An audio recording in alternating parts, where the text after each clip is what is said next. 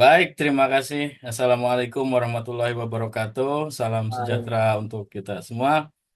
Kita memasuki serial ketiga dari diskusi rutin Teras Kebinekaan Hipatia School dan sekedar flashback Ya, bahwa masih seperti yang weekend ya? tadi dijelaskan, Iya, iya. Iya. Di serial lantai berapa? pertama itu membahas tentang fenomena viral statue. Wow. Statue itu Oh. tarian TikTok Bapak yang yang Ya, apa kita ke apotek buat yang ngambil obat. berangkat Boleh, boleh. berasal dari Bentar ya. apa namanya tarian-tarian dari Indonesia Timur lah. Ini saya tinggal di Dan sini. Iya. Gak apa-apa ya, aman ya. kemudian yang kedua ada Iya. juga kita membahas tentang filosofi teras, buku dari Henry Manampiring Titip di itu mana? Stoik lah.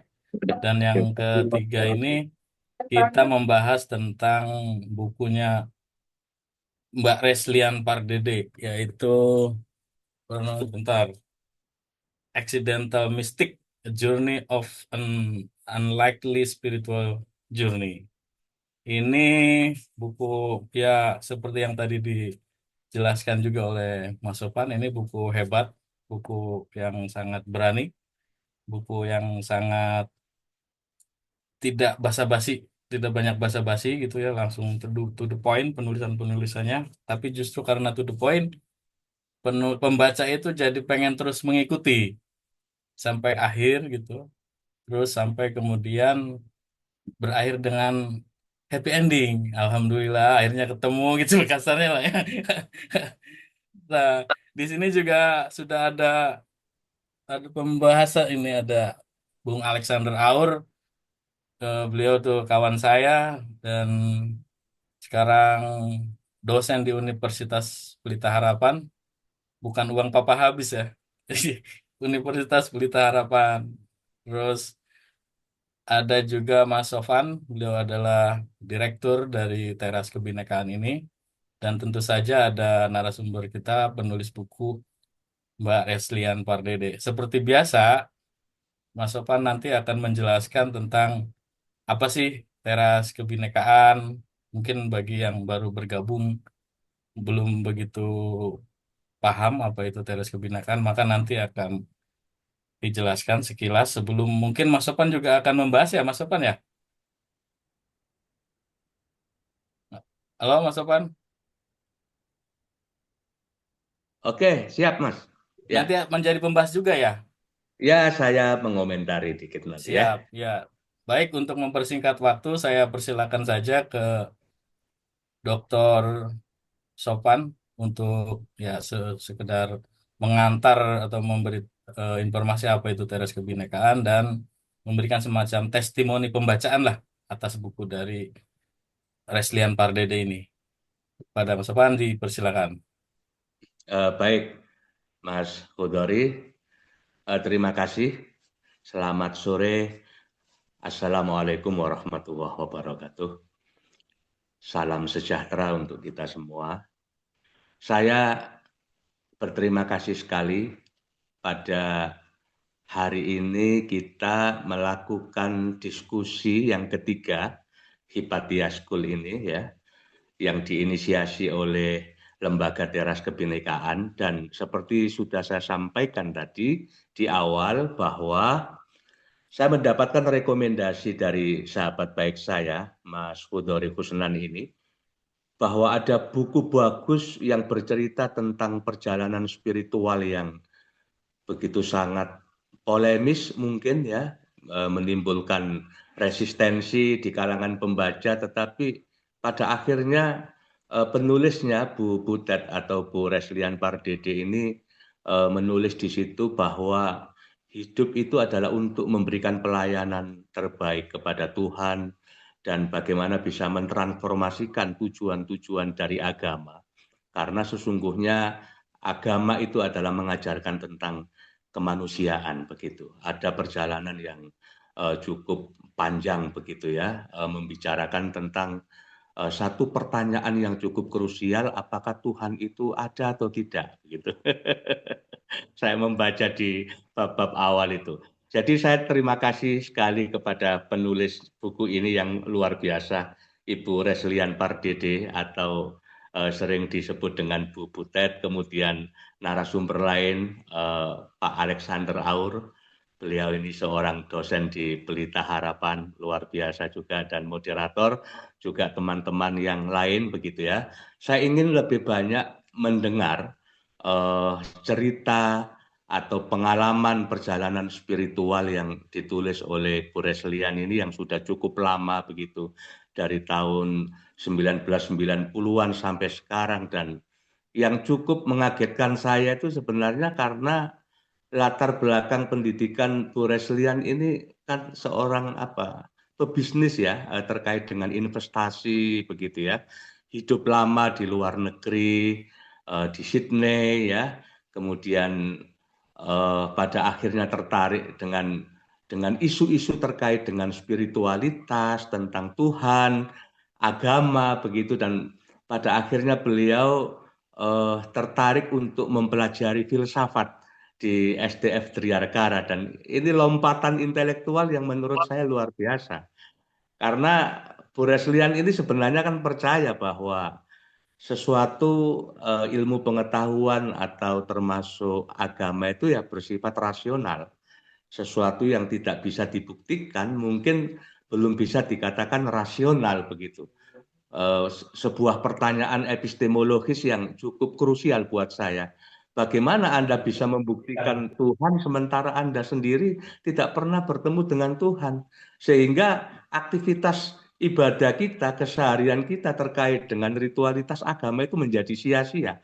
Saya pikir ini juga pertanyaan semua orang yang barangkali sangat subjektif sekali ketika mengalami perjalanan spiritual. Nah, mungkin bedanya Bu Reslian ini menuliskan cerita pengalaman itu dengan bahasa yang mudah sekali dipahami dan sangat reflektif begitu. Saya jadi ingat apa yang dulu tahun 80-an itu ditulis oleh Ahmad Wahid begitu ya.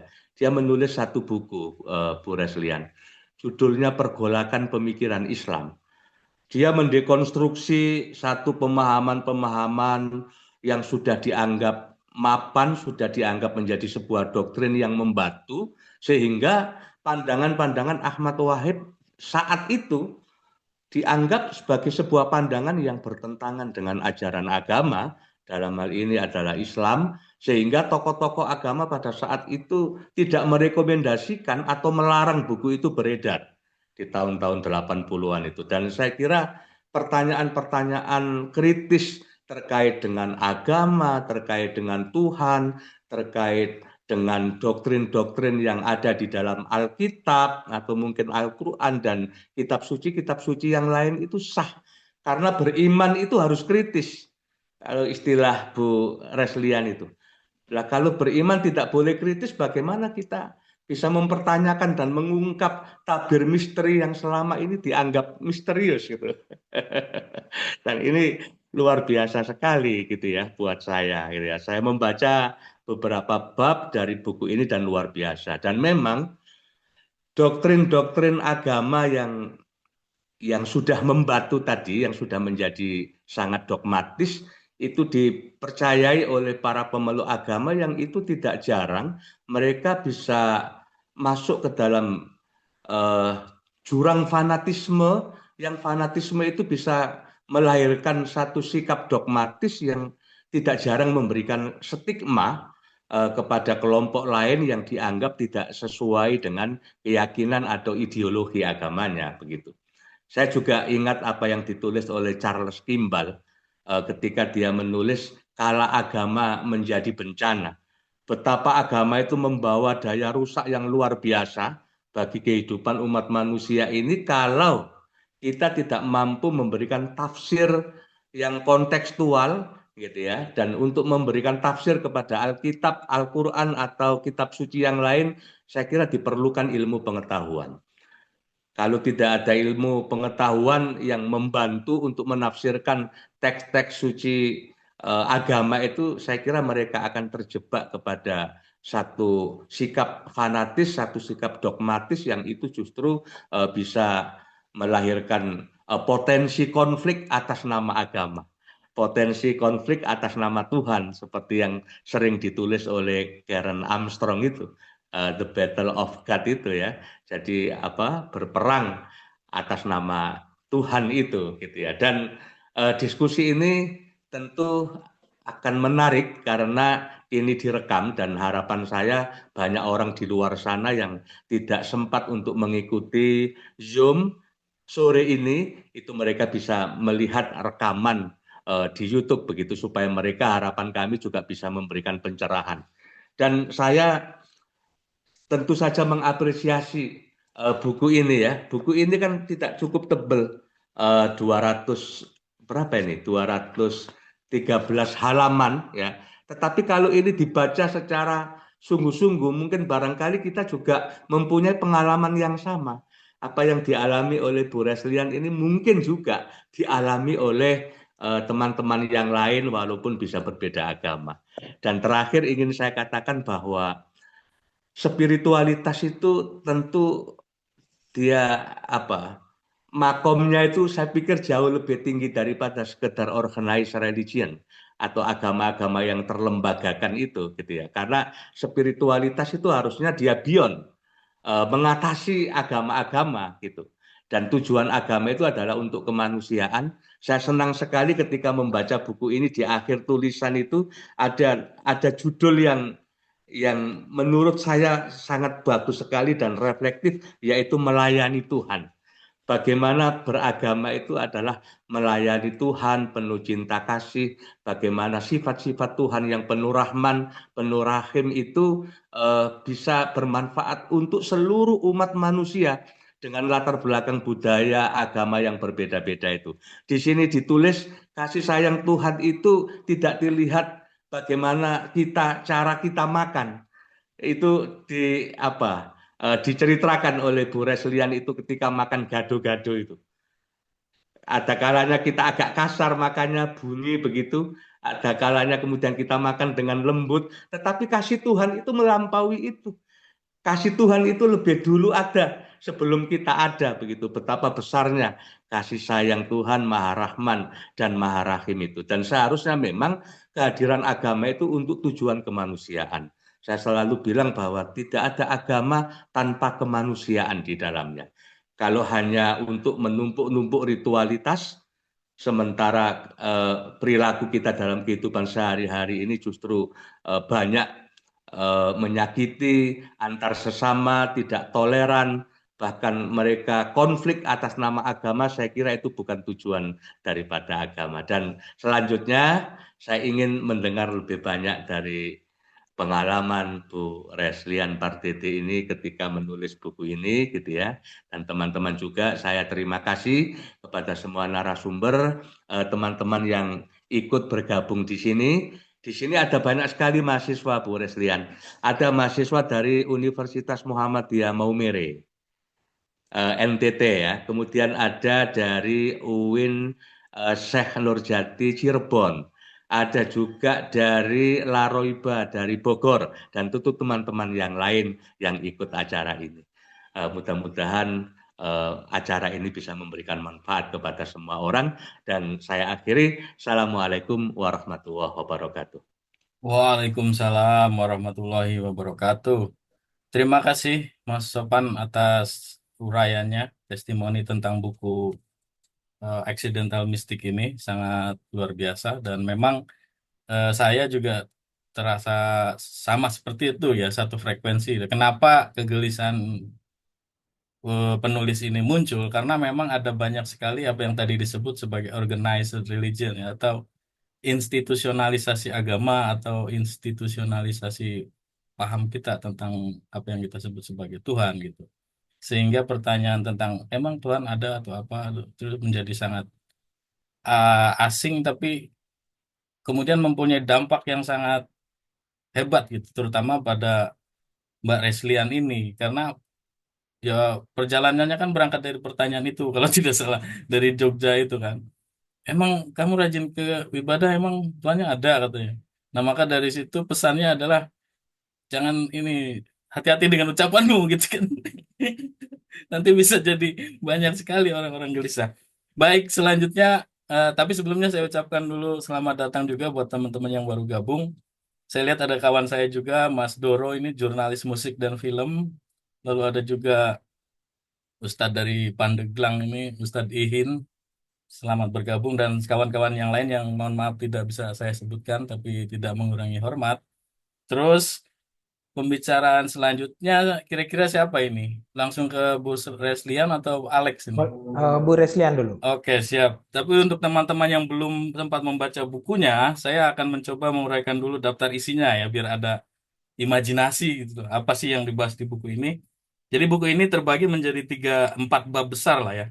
Bagian satu itu ada awal dari perjalanan, bagian kedua itu ada episode besar, bagian ketiga itu ada lantas apa, dan bagian empat, bagian terakhir itu ada refleksi. Nah, itu setiap bagian itu memuat dramatiknya tersendiri kalau menurut saya ya. Jadi misalnya di bagian awal itu ada semacam penulisan otomatis gitu, automatic writing. Terus ada pengalaman tubuh. Lalu di bagian dua itu ini juga yang paling menarik, episode besar yang mengalami kayak trans gitu ya. Kayak semacam ya nanti lebih dijelasnya apalah, nanti dijelaskan sama Mbak Reslian itu tentang episode besar ini. Lalu lantas apa juga ini sudah mulai turun nih tensinya. Kalau diibaratkan novel, ini buku ini sangat apa ya alurnya tuh sangat ya kayak ada intro lalu ada konflik gitu lalu konflik-konflik lalu kemudian turun lagi gitu tuh. Jadi sangat menarik sebetulnya dari segi penceritaan atau penulisan ya. Nah tentang Bu Reslian sendiri ya saya sih kenal sekilas-sekilas saja di Sekolah Tinggi Filsafat itu ya dan hanya mengenal namanya ketokohannya aja gitu loh. Karena beliau jadi sementara saya kan S1, Bu Reslian itu sama Bung Alek ini S2 apa S3 ya, Mbak Reslian ya. Nah, terus juga bergabung di grup alumni. Kalau nulis tuh suka bahasa Inggris. Jadi saya harus cari kamus dulu nih untuk ini ngomong apa gitu. Nah, nanti juga mungkin nanti dalam pemaparan-pemaparannya akan sedikit bilingual ini kelihatannya. Nah, saya kira untuk pengantarnya itu saja sih. Selanjutnya saya persilakan ke Mbak Reslian untuk menguraikan ya semacam mungkin cerita di balik penulisan buku atau tentang buku itu sendiri dan bagaimana fakta-fakta lainnya yang tidak terungkap di buku ini mungkin bisa diceritakan juga. Silakan Mbak Reslian, terima kasih. Baik, terima kasih Mas Hudori. Mungkin saya nanti lebih prefer tanya jawab mungkin ya dari itu Alex kalau Nah, ada iya betul. pertanyaan. Ya, Mungkin saya dari di awal audiens. ini hanya menyampaikan bahwa latar belakang penulisan dari buku ini mungkin ya.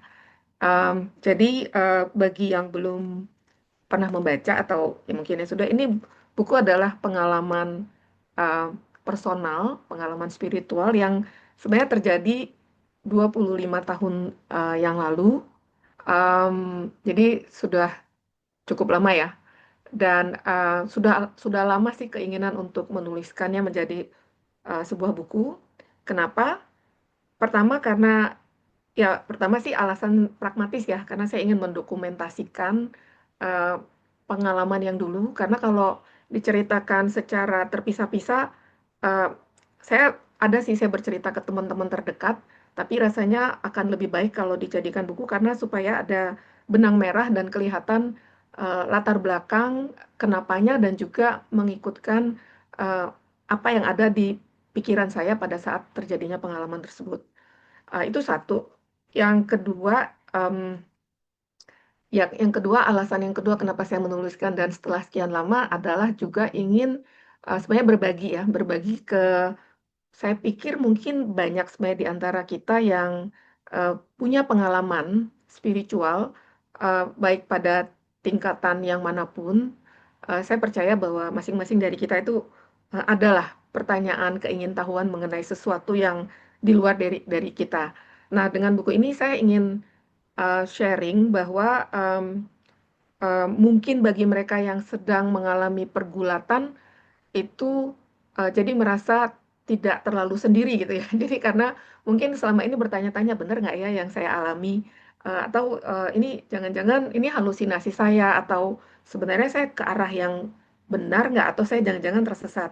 Nah, dengan buku ini, karena dulu ketika terjadinya semua kejadian yang saya ceritakan dalam buku, saya sebenarnya tidak punya referensi atau tempat bertanya.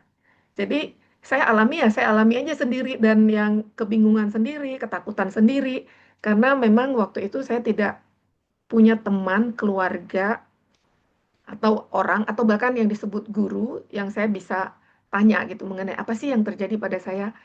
Jadi dengan buku ini saya ingin siapa tahu ada teman-teman atau di luar sana yang punya pengalaman yang mungkin mirip itu juga bisa eh, merasa bahwa apa yang mereka alami eh, mungkin bukan sesuatu yang salah atau sesuatu yang aneh karena eh, memang tidak ada yang aneh sih sebenarnya dalam peristiwa atau perjalanan spiritual.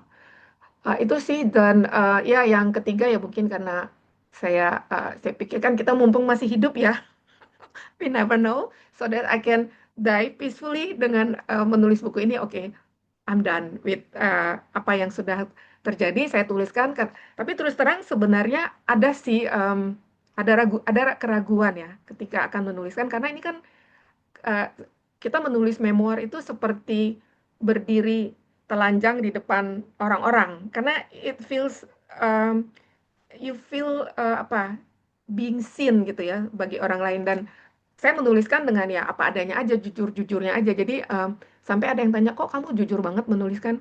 Nah kalau nggak jujur terus buat apa dong dituliskan? Nah tapi memang ada sedikit apa ya, apa ada bukan kekhawatiran tapi vulnerability bahwa ketika saya menulis ini nanti gimana ya orang eh, melihat, apalagi orang yang mungkin tidak terlalu kenal dengan saya. Em, tapi ya mungkin ini juga jadinya saat yang tepat ketika saya sudah mature enough untuk ya sudah terserah sih orang mau melihat atau berpandangan seperti apa. Mungkin kalau saya tulis eh, apa setelah 5 tahun peristiwa pun mungkin saya masih belum terlalu cukup matang untuk menerima tanggapan orang lain atau judgement orang lain terhadap apa yang saya tulis. Tapi kalau sekarang ya lebih ya terserah aja gitu karena saya pikir apapun pandangan orang itu juga mencerminkan masing-masing perjalanan kita sendiri-sendiri. There's nothing wrong with that. Itu sih mungkin sebagai pengantarnya dari saya.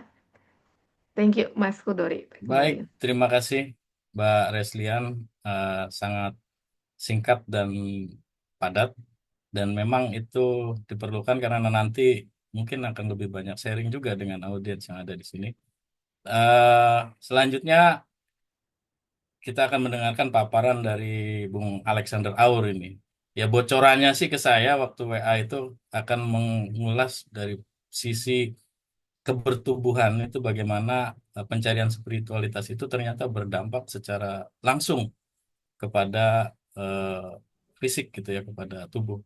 Itu sih bocorannya, cuman saya nggak tahu apakah kemudian berubah pikiran atau ya gitu kan. Tahu-tahu ke Heidegger atau ke Hegel saya nggak tahu dah tuh. Silakan Bung Alex. Oke, terima kasih Dori, kawan lama yang selalu bertemu juga lewat WA. Kang Sofan, selamat siang. Ito Reslian, selamat siang. Kemudian di sini ada beberapa teman lama, ada Iyo, selamat siang Iyo. Kemudian ada kawan baik saya, ada Ya, Rahadi. sore. Apa kabar Ah, Surabaya? ada Iyo juga. Ada Iyo di Wah, sini. Iya, menarik Salam, ini. kabar salam, baik. salam ke Surabaya, Iyo. Kemudian ada kawan saya Rahadian juga di sini, kawan yang sama-sama juga apa ya, semacam penekun spiritualitas ya. Jadi mungkin nanti Rahadian juga bisa sharing bagaimana pencarian spiritual manusia. Yang di Pasar Rumput ya, Bung Radian ini ya. Ya, betul, betul. Iya iya iya Bang Ares. Saya pernah jadi pembicara situ tuh. Ya, betul. Lalu di sini ada Ridwan Harun, ini dari Teras Kebinekaan dari Indonesia Timur sebetulnya, dari satu kampung dengan saya. Lalu kemudian ada teman-teman lain di sini, ada Doni Anggoro ya, nama yang selalu saya dengar dan saya temukan namanya dalam beberapa tulisan. Kita ketemu di sini, salam kenal dan salam hormat. Oke, terima kasih Dori karena sudah memberikan kesempatan kepada saya untuk membincangkan buku ini. Tapi sebelum saya masuk ke apa yang kira-kira akan menjadi obrolan kita pada sore hari ini, saya ingin menyampaikan beberapa hal dulu perihal buku ini. Yang pertama adalah buku ini saya lihat pertama itu di IG-nya Ito Reslian. Lalu kemudian satu sore ketika saya scroll IG, kemudian saya lihat buku ini semacam dipromosi begitu. Waktu itu mungkin sedang dalam proses cetak. Lalu besoknya saya ke kampus, kemudian ketemulah kawan yang dulu sama-sama di Driarkara juga, ada Sitorus di sini. Lalu Sitorus menyampaikan bahwa oh ya, itu Reslian menulis buku tentang accidental mystic gitu. Saya bilang, oh iya, saya sudah lihat di IG, tetapi saya belum baca bukunya. Kemudian saya kontak Bu Reslian untuk mendapatkan buku itu. Setelah saya selesai membaca buku itu, saya membaca itu dalam 2 hari ya, akhir pekan. Jadi karena begitu menarik, maka saya biasanya kalau bukunya menarik, saya berusaha sedemikian rupa untuk membacanya dalam waktu yang cepat, karena mengalokasikan waktu yang cukup banyak untuk segera menghabiskan buku itu.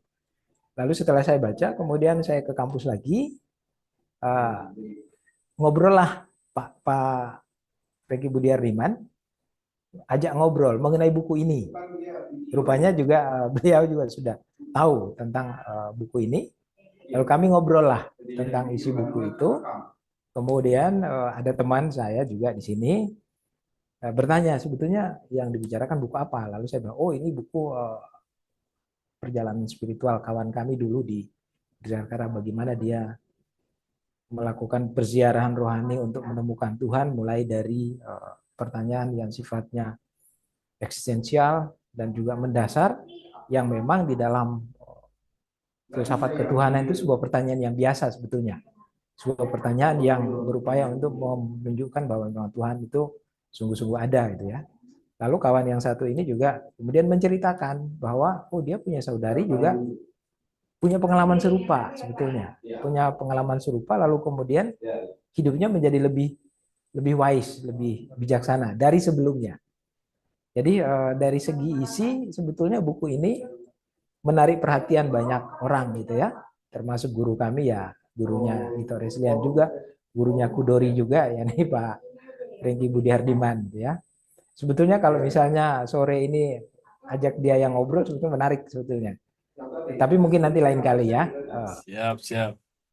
Karena dia rupanya punya sebuah perspektif, dia menempatkan 2 perspektif ya. Perspektif sebagai pengamat dan juga perspektif mungkin sebagai pelibat atau orang yang mungkin juga pernah punya pengalaman spiritual seperti itu gitu ya. Nah, itu kurang lebih sedikit cerita mengenai tanggapan terhadap buku ini atau tanggapan terhadap isi buku ini. Nah, untuk sesi saya sore ini, saya sebetulnya menyiapkan sedikit materi, tetapi tidak perlu saya tayangkan, melainkan kita ngobrol saja, lalu nanti bisa ditanggapi oleh Ito Reslian ataupun juga oleh teman-teman yang lain. Dan seperti yang tadi Dori katakan, bahwa saya akan menyoroti dari perkara pengalaman kebertumbuhan manusia di dalam pencarian spiritual akan Tuhan ya. Jadi kalau kita ataupun mungkin banyak orang ketika berbicara ataupun juga menceritakan tentang pengalaman spiritual, boleh jadi tangkapan secara umum atau tangkapan orang beriman secara umum itu sama sekali tidak menyentuh perkara tubuh manusia. Orang langsung lari pada hidup rohani yang paling tidak membawa jiwa seseorang itu bertemu dengan Tuhan ataupun juga bertemu dengan sosok yang diimani. Tetapi di dalam buku Ito Reslian ini, dalam Accidental Mystic ini, justru saya melihat hal yang sangat dominan itu adalah perkara tubuh manusia. Jadi saya ingin menyoroti mengenai tubuh dalam pengalaman mistik pada Accidental Mystic. Jadi buku ini memang berisi testimoni ya, testimoni penulis mengenai perjalanan batinnya mencari Tuhan, sebagaimana tadi yang sudah disampaikan oleh Kang Songfiat juga, dan juga pengantar oleh Dori dan juga oleh Ito Reslian, bahwa ini adalah sebuah pencarian yang bersifat eksistensial dan sangat personal. Jadi pengalaman-pengalaman spiritual mencari Tuhan itu ya memang bukan sebuah pengalaman yang sifatnya massal ya, tetapi selalu sangat personal dan eksistensial. Artinya itu menyangkut kedirian, keseluruhan diri seseorang. Jadi kalau orang membaca buku ini dari sisi sebagai pengamat yang mengambil jarak sungguh-sungguh atas isi buku ini, maka bisa saja kemudian penilaiannya terhadap isi buku itu bisa saja menjadi lain. Misalnya orang bisa saja kemudian menilai bahwa wah, isi buku ini kan sebetulnya bisa mencerminkan semacam psikosomatik disorder dari si penulisnya ya. Itu bisa saja jatuhnya penilaian jatuh ke dalam penilaian seperti itu. Tetapi kalau kita mau melihatnya di dalam kerangka pencarian spiritual seseorang terhadap Tuhan yang diimani, maka kalau bagi saya ini adalah pencarian yang bersifat eksistensial dan juga yang sangat personal. Tetapi terhadap isi buku ini saya juga sudah sampaikan ke Ito Reslian bahwa kita coba mendiskusikan bersama mengenai problem yang bisa kita diskusikan bersama, yakni ada 3 pertanyaan pokok sebetulnya. Yang pertama adalah apakah perjalanan spiritual mencari Tuhan sama sekali tidak menyertakan dimensi tubuh atau dimensi ragawi? Saya ulangi lagi, apakah perjalanan spiritual mencari Tuhan itu sama sekali tidak menyertakan dimensi ragawi atau dimensi tubuh manusia? Lalu di dalam aksidental mistik ini sejauh mana peran tubuh itu? Ini bisa nanti Bu atau Ito Reslian bisa men-sharingkan lebih jauh. Apakah peran tubuh itu sangat signifikan atau tidak? Maka saya sendiri coba menjawab pertanyaan ini dengan sebuah tesis yang sangat sederhana. Bahwa tubuh itu merupakan jalan masuk, pengungkap, dan juga penyaksi realitas transenden. Tubuh menjembatani hal-hal yang bersifat lahiriah dan juga batiniah, lalu menjembatani juga yang profan dan yang sakral, yang duniawi dan yang sakral, yang suci, yang kudus. Oleh karena itu, tanpa tubuh, pengalaman mistik itu kehilangan dimensi inkarnatorisnya di dalam dunia. Jadi kalau sebuah pengalaman spiritual itu mengabaikan tubuh atau mendiskualifikasi tubuh di dalam pengalaman spiritual itu, maka kita sulit sekali memahami itu sebagai sebuah pengalaman spiritual karena dimensi inkarnatorisnya atau dimensi keragawiannya itu menjadi lenyap di sana, dan itu sulit sekali untuk kita mengerti. Apalagi pengalaman spiritual ini dialami oleh manusia konkret ya. Bu Reslian ini kan manusia konkret. Dan pengalaman yang dia tunjukkan di dalam bukunya ini tentu sebuah pengalaman spiritual yang konkret juga, yang berkaitan dengan manusia konkret. Maka di situ dimensi tubuhnya tentu menjadi hal yang atau merupakan hal yang sangat fundamental di sana. Nah, di dalam aksidental mistik ini, Ito Reslian membuka kalimat pertama ya dari bukunya ini di halaman 1 di bawah judul Malam Itu. Di sana ditulis, kedua tangan saya tiba-tiba terangkat, bergerak sendiri. Gerakan itu datang tanpa peringatan, seperti tamu tak diundang yang menerobos masuk ke dalam tubuh saya. Jadi dari awal penulis buku ini sudah menempatkan betapa dalam pencarian spiritual akan Tuhan itu tubuh manusia itu memegang peranan yang sangat fundamental.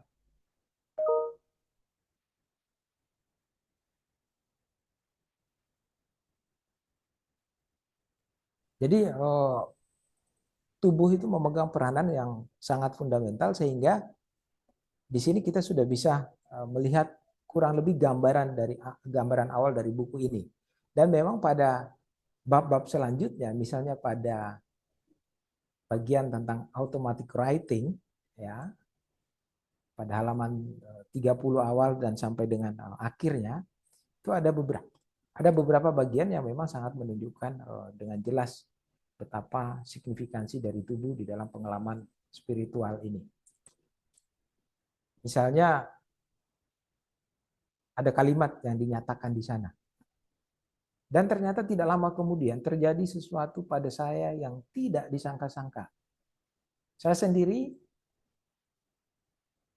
mulai menulis secara otomatis. Saya merasa pasti dan yakin bahwa otak saya tidak memerintahkan tangan saya untuk menuliskan kata-kata tersebut.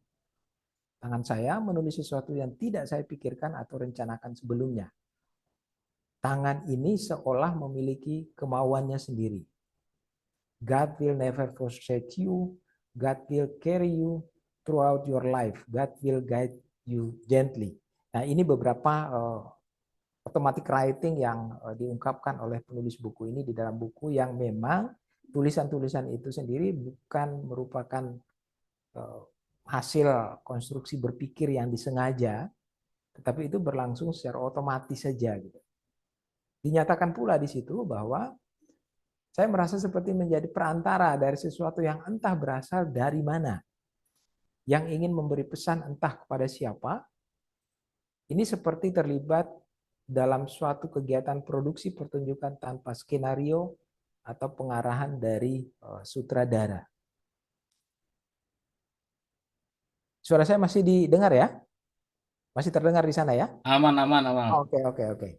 Saya takut tadi ada sedikit bunyi-bunyi di laptop saya sehingga takutnya Ada yang transenden masuk itu. yang transenden masuk mungkin ya. Ya, saya lanjut. Kemudian di halaman 37 sampai dengan 51 di bagian buku ini kan penulis buku memberikan judul pengalaman tubuh. Persis di sini menjadi begitu jelas bahwa signifikansi tubuh di dalam pencarian spiritual akan Tuhan itu bukan sesuatu yang sekunder, tapi justru menjadi hal yang primer di situ. Di bagian pengalaman tubuh ini, halaman 37 sampai dengan 51 di dalam buku, itu kisah bermula dari sesi mengikuti Reiki. Kemudian munculnya secara tidak sengaja Kundalini. Nah, penulis buku sejauh yang saya mengenal dia, karena kami sama-sama di Driarkara, meskipun saya tidak pernah sekelas dengan Ito Reslian, tetapi dari cerita-cerita beberapa teman yang mengenal dekat dengan Ito Reslian, sebagaimana juga dinyatakan di dalam bukunya, orangnya sangat skeptis, sangat rasional, bahkan juga rasionalnya itu selain rasional ala Descartes, tapi juga sangat empirik ya, menuntut bukti-bukti yang empirik. Maka ketika pengalaman Reiki dan juga Kundalini yang tak sengaja muncul atau terbuka dalam dirinya, itu dia sendiri kemudian meragukan itu. Tetapi dalam perjalanan penulis buku ini selanjutnya, dalam momen-momen berikutnya dari Reiki kemudian munculnya Kundalini itu, lalu di sana penulis buku ini mengungkapkan lagi bahwa ia pun tubuhnya pun menjadi ada momen tertentu yang di situ tubuhnya terasa hangat. Dia merasa semacam ada semacam benda yang berbentuk seperti selang kecil yang bercahaya, yang melayang, meliuk-liuk di luar tubuhnya, dan benda itu berusaha untuk masuk di dalam tubuhnya. Dia merasakan gerakan meliuk-liuk yang begitu nyata dekat jari tangannya dan jari kakinya. Nah, dalam anggapan penulis buku, mungkin ujung-ujung tubuh itu pada jari dan juga pada jari kaki dan juga jari tangan itu semacam jalan masuk dari sesuatu yang meliuk-liuk tadi, gitu ya. Dan dari pengalaman itu, indera-indera ragawinya menjadi lebih sensitif, ya lebih tajam dalam hal melihat. Hidungnya itu sangat sensitif sekali menangkap bau-bauan, telinganya juga menjadi sangat sensitif mendengar bunyi-bunyian dan juga kulitnya, indera perabanya itu pun juga bisa mulai menjangkau hal-hal yang sebelumnya dianggap tidak ada secara empirik, lalu menjadi semacam nyata secara empirik ya. Itu dinyatakan di sana pada halaman 40 di dalam bukunya. Dari pengalaman-pengalaman ragawi seperti itu, rupanya penulis buku kemudian menyadari bahwa pengalaman-pengalaman ragawi seperti itu rupanya semacam sebuah momen-momen antisipatif ya, momen-momen persiapan untuk memasuki pengalaman spiritualnya yang memang memerlukan tubuh yang lebih sensitif. Oleh karena itu semacam tubuh itu disiapkan terlebih dahulu supaya lebih menangkap hal yang transendental itu. Tubuh semacam harus disiapkan untuk terbuka pada realitas transenden supaya bisa masuk di dalam dunia lain. Nah, itu diakui oleh penulis di dalam bukunya, dalam testimoninya itu di halaman 51. Lalu kemudian di bab berikutnya atau di bagian berikutnya itu di halaman 52 sampai 64 di sana di bawah judul mengenal dunia lain, kemudian lanjut ke bagian 2 dari buku ketika sudah memasuki episode besar ya. Di bawah judul Tuhan menunggu di gereja. Kalau mengenal dunia lain tadi 52 sampai 64, kemudian Tuhan menunggu di gereja 75 sampai 89. Lalu di bagian ini mulai masuk ke puncak ya, sebelum kalau tadi Dori mengatakan seperti novel ya, konflik menanjak ke kelima kemudian menurun. Nah, saya melihat di dalam struktur buku ini stigmata, bagian buku yang berjudul stigmata itu semacam menjadi puncak pengalaman spiritual yang melibatkan ragawinya, melibatkan badannya, lalu kemudian mulai menurun dan masuk di dalam sebuah model penghayatan iman atau penghayatan akan Tuhan yang baru dibandingkan dengan sebelumnya ketika dimulai dengan pertanyaan tadi apakah Tuhan itu ada atau tidak, kemudian dengan pencarian yang melibatkan tubuhnya, melibatkan raganya itu, lalu akhirnya berakhir pada model pemahaman yang baru, kemudian cara beriman yang baru setelah itu. Nah, di bagian-bagian tadi mengenal dunia lain, kemudian memasuki episode besar, Tuhan menunggu di gereja, lalu kemudian di bagian stigmata itu, penulis menunjukkan bahwa tubuhnya itu menjadi semakin peka, ya. Dan pengalaman dengan kepekaan itu lalu tubuhnya bisa mengakses pengada yang lain. Nah, istilah pengada ini memang sebuah istilah yang sangat besar di dalam tradisi berpikir filsafat dan bisa diartikan macam-macam tergantung filsuf mana yang mau dirujuk. Tetapi penulis buku ini memberikan sebuah tanda tanya terhadap pengada ini. Tentu tanda tanya di sini maksudnya untuk mengatakan bahwa pengada yang lain yang bisa diakses itu bisa disebut juga sebagai roh, bisa juga sebagai energi, ataupun juga mungkin sebuah entitas yang lain.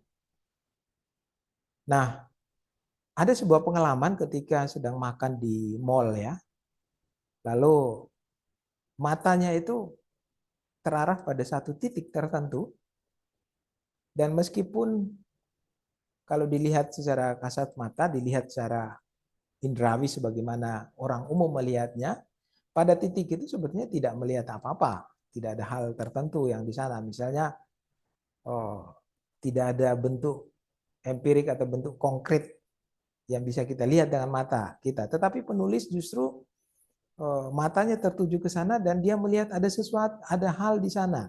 Dan tiba-tiba kemudian badannya menjadi terasa dingin.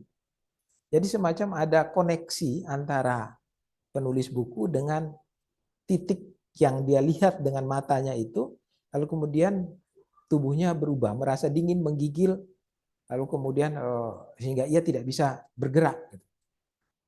Tangannya menjadi bergetar, seperti kaku gitu ya. terpaku begitu. Jadi momen ini juga menunjukkan betapa dimensi tubuh manusia itu signifikansinya besar di dalam pengalaman pencarian akan Tuhannya. Lalu di halaman 79 sampai 81 di juga menunjukkan dengan jelas signifikansi tubuh di dalam pengalaman pencarian spiritualnya itu. Bisa dinyatakan tiba-tiba saja kepalanya terangkat perlahan, bergerak seperti dituntun oleh sesuatu yang tak terlihat. Jari-jari dari kedua tangannya bergerak membuat bentuk tertentu semacam pola atau simbol tertentu. Jari-jarinya terus bergerak membentuk simbol-simbol, berhenti sebentar di bagian tertentu dari tubuhnya. Setelah itu bergerak lagi menuju bagian tubuh yang lain. Tangannya membentuk simbol di atas kepala, di tengah, di kedua mata, di tenggorokan, di hati, di perut, di atas kelamin, dan di bawahnya lagi. Nah, itu dinyatakan di 79 sampai 81 di halaman buku itu. Lalu di bagian yang tadi saya katakan sebagai bagian puncak dari pergolakan ataupun ya pergolakan perjalanan mencari Tuhan ini, jadi pada bagian yang berjudul stigmata. Nah, di dalam tradisi kekristenan, terutama di dalam tradisi Katolik itu, orang yang mendapatkan stigmata itu berarti orang yang menghayati penderitaan Yesus, kemudian luka-luka pada Yesus itu tampak pada tangannya. Itu di dalam sejarah mengenai orang-orang kudus di dalam gereja Katolik itu ada pada Fransiskus Assisi dan juga ada pada Padre Pio, Santo Padre Pio, yang dalam narasi-narasi mengenai mereka itu di sana dinyatakan bahwa mereka menghayati pengalaman penderitaan Yesus ketika disalib itu, kemudian karena begitu mendalam penghayatannya maka luka-luka Yesus itu muncul juga di badan mereka, di tangan, di kedua tangan, kemudian di kaki, lalu di bagian lambung yang ditusuk dengan tombak oleh para serdadu pada saat itu ya. Nah, tetapi di dalam kisah buku Accidental Mystic ini, penulis tidak mengalami stigmata sebagaimana yang dialami oleh orang-orang kudus di dalam gereja Katolik seperti Fransiskus Assisi dan juga Padre Pio, tetapi dia mengalami stigmata secara spiritual. Jadi masuk di dalam, penulis buku ini masuk di dalam sebuah pengalaman penderitaan Yesus dan juga pengalaman kematian Yesus. Yang bagi saya inilah momen ketika perjalanan spiritual penulis buku itu sangat bersifat eksistensial dan personal. Di sini semacam ada peleburan pengalaman penderitaan yang dialami oleh Gitok Reslian dengan pengalaman penderitaan yang dialami oleh Yesus. Jadi semacam mengalami bersama-sama pengalaman penderitaan itu. Meskipun tidak muncul dalam bentuk luka-luka pada tubuhnya Gitok Reslian, tetapi mengalami itu secara spiritual. Dan saya melihat inilah momen puncak dari pergolakan mencari menemukan Tuhan itu. Yang kalau di dalam gereja Katolik itu ketika orang sudah sampai di dalam situasi seperti itu, berarti dia sudah menyatu. Dia menyatu dengan Tuhan yang tadi dicari itu. Yang kemudian diyakini, diimani, dihayati. Penyatuan itu yang kemudian nanti akan mentransformasi hidupnya, mengubah hidupnya, dan di dalam buku ini kemudian mulai mereda, lalu masuk di dalam pengalaman-pengalaman keberimanan yang boleh dikatakan kalau di dalam tradisi kekristenan itu bisa disebut juga sebagai sebuah lahir baru gitu ya. Lahir baru dalam pengertian bukan dibaptis tetapi ada transformasi spiritual yang dialami yang kemudian nanti ditunjukkan di dalam sikap hidupnya sehari-hari. Itu bisa kita lihat dalam bukunya di bagian-bagian akhir. Nah, dari narasi-narasi seperti tadi itu ada beberapa hal yang mau saya beri komentar Tentu komentar ini sebagai sebuah model penjarakan atas isi buku yang beberapa bagiannya sudah saya sampaikan tadi. Yang pertama adalah di dalam pengalaman spiritual mencari Tuhan itu, tubuh itu berperan sebagai medium manifestasi pengalaman transendental. Dan ini seringkali ada di dalam pengalaman mistik. Saya kira di dalam Islam itu pun juga ada cerita seperti ini. Nanti Kang Sofan mungkin bisa memberi komentar lebih jauh. Misalnya di dalam tradisi para sufi misalnya. Kalau di dalam tradisi kekristenan atau dalam tradisi Katolik misalnya itu para mistikus seperti Santa Teresa dari Avila misalnya. Itu mereka juga mengalami pengalaman mistik yang melibatkan tubuh mereka.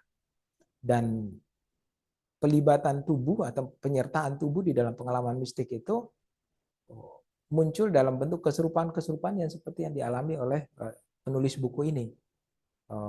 Melihat sesuatu ya, meskipun secara kasat mata, secara empirik itu kita nggak melihat, tapi kemudian kita bisa melihat sesuatu yang ada di tempat tertentu atau pada titik tertentu.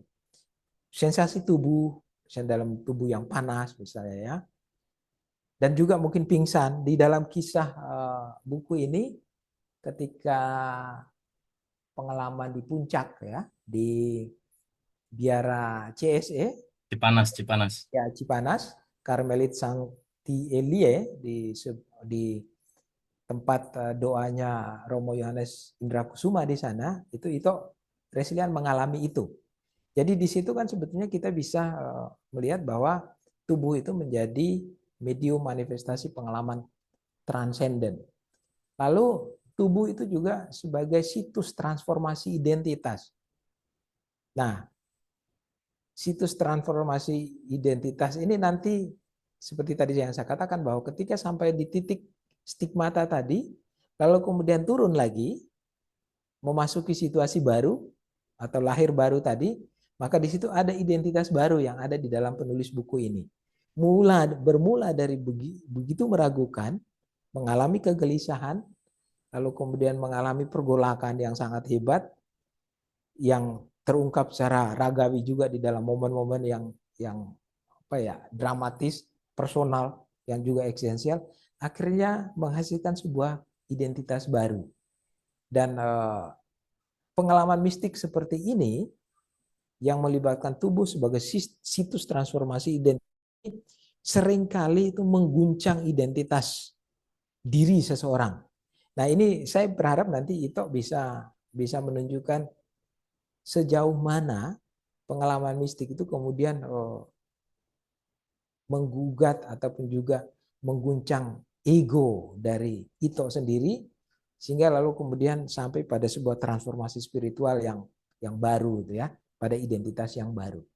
Itu yang kedua. Kemudian yang ketiga itu kalau di dalam tradisi, saya kira dalam tradisi keagamaan secara keseluruhan, tubuh itu juga menjadi lokus asketisme ya, hidup asketik dan transendensi diri.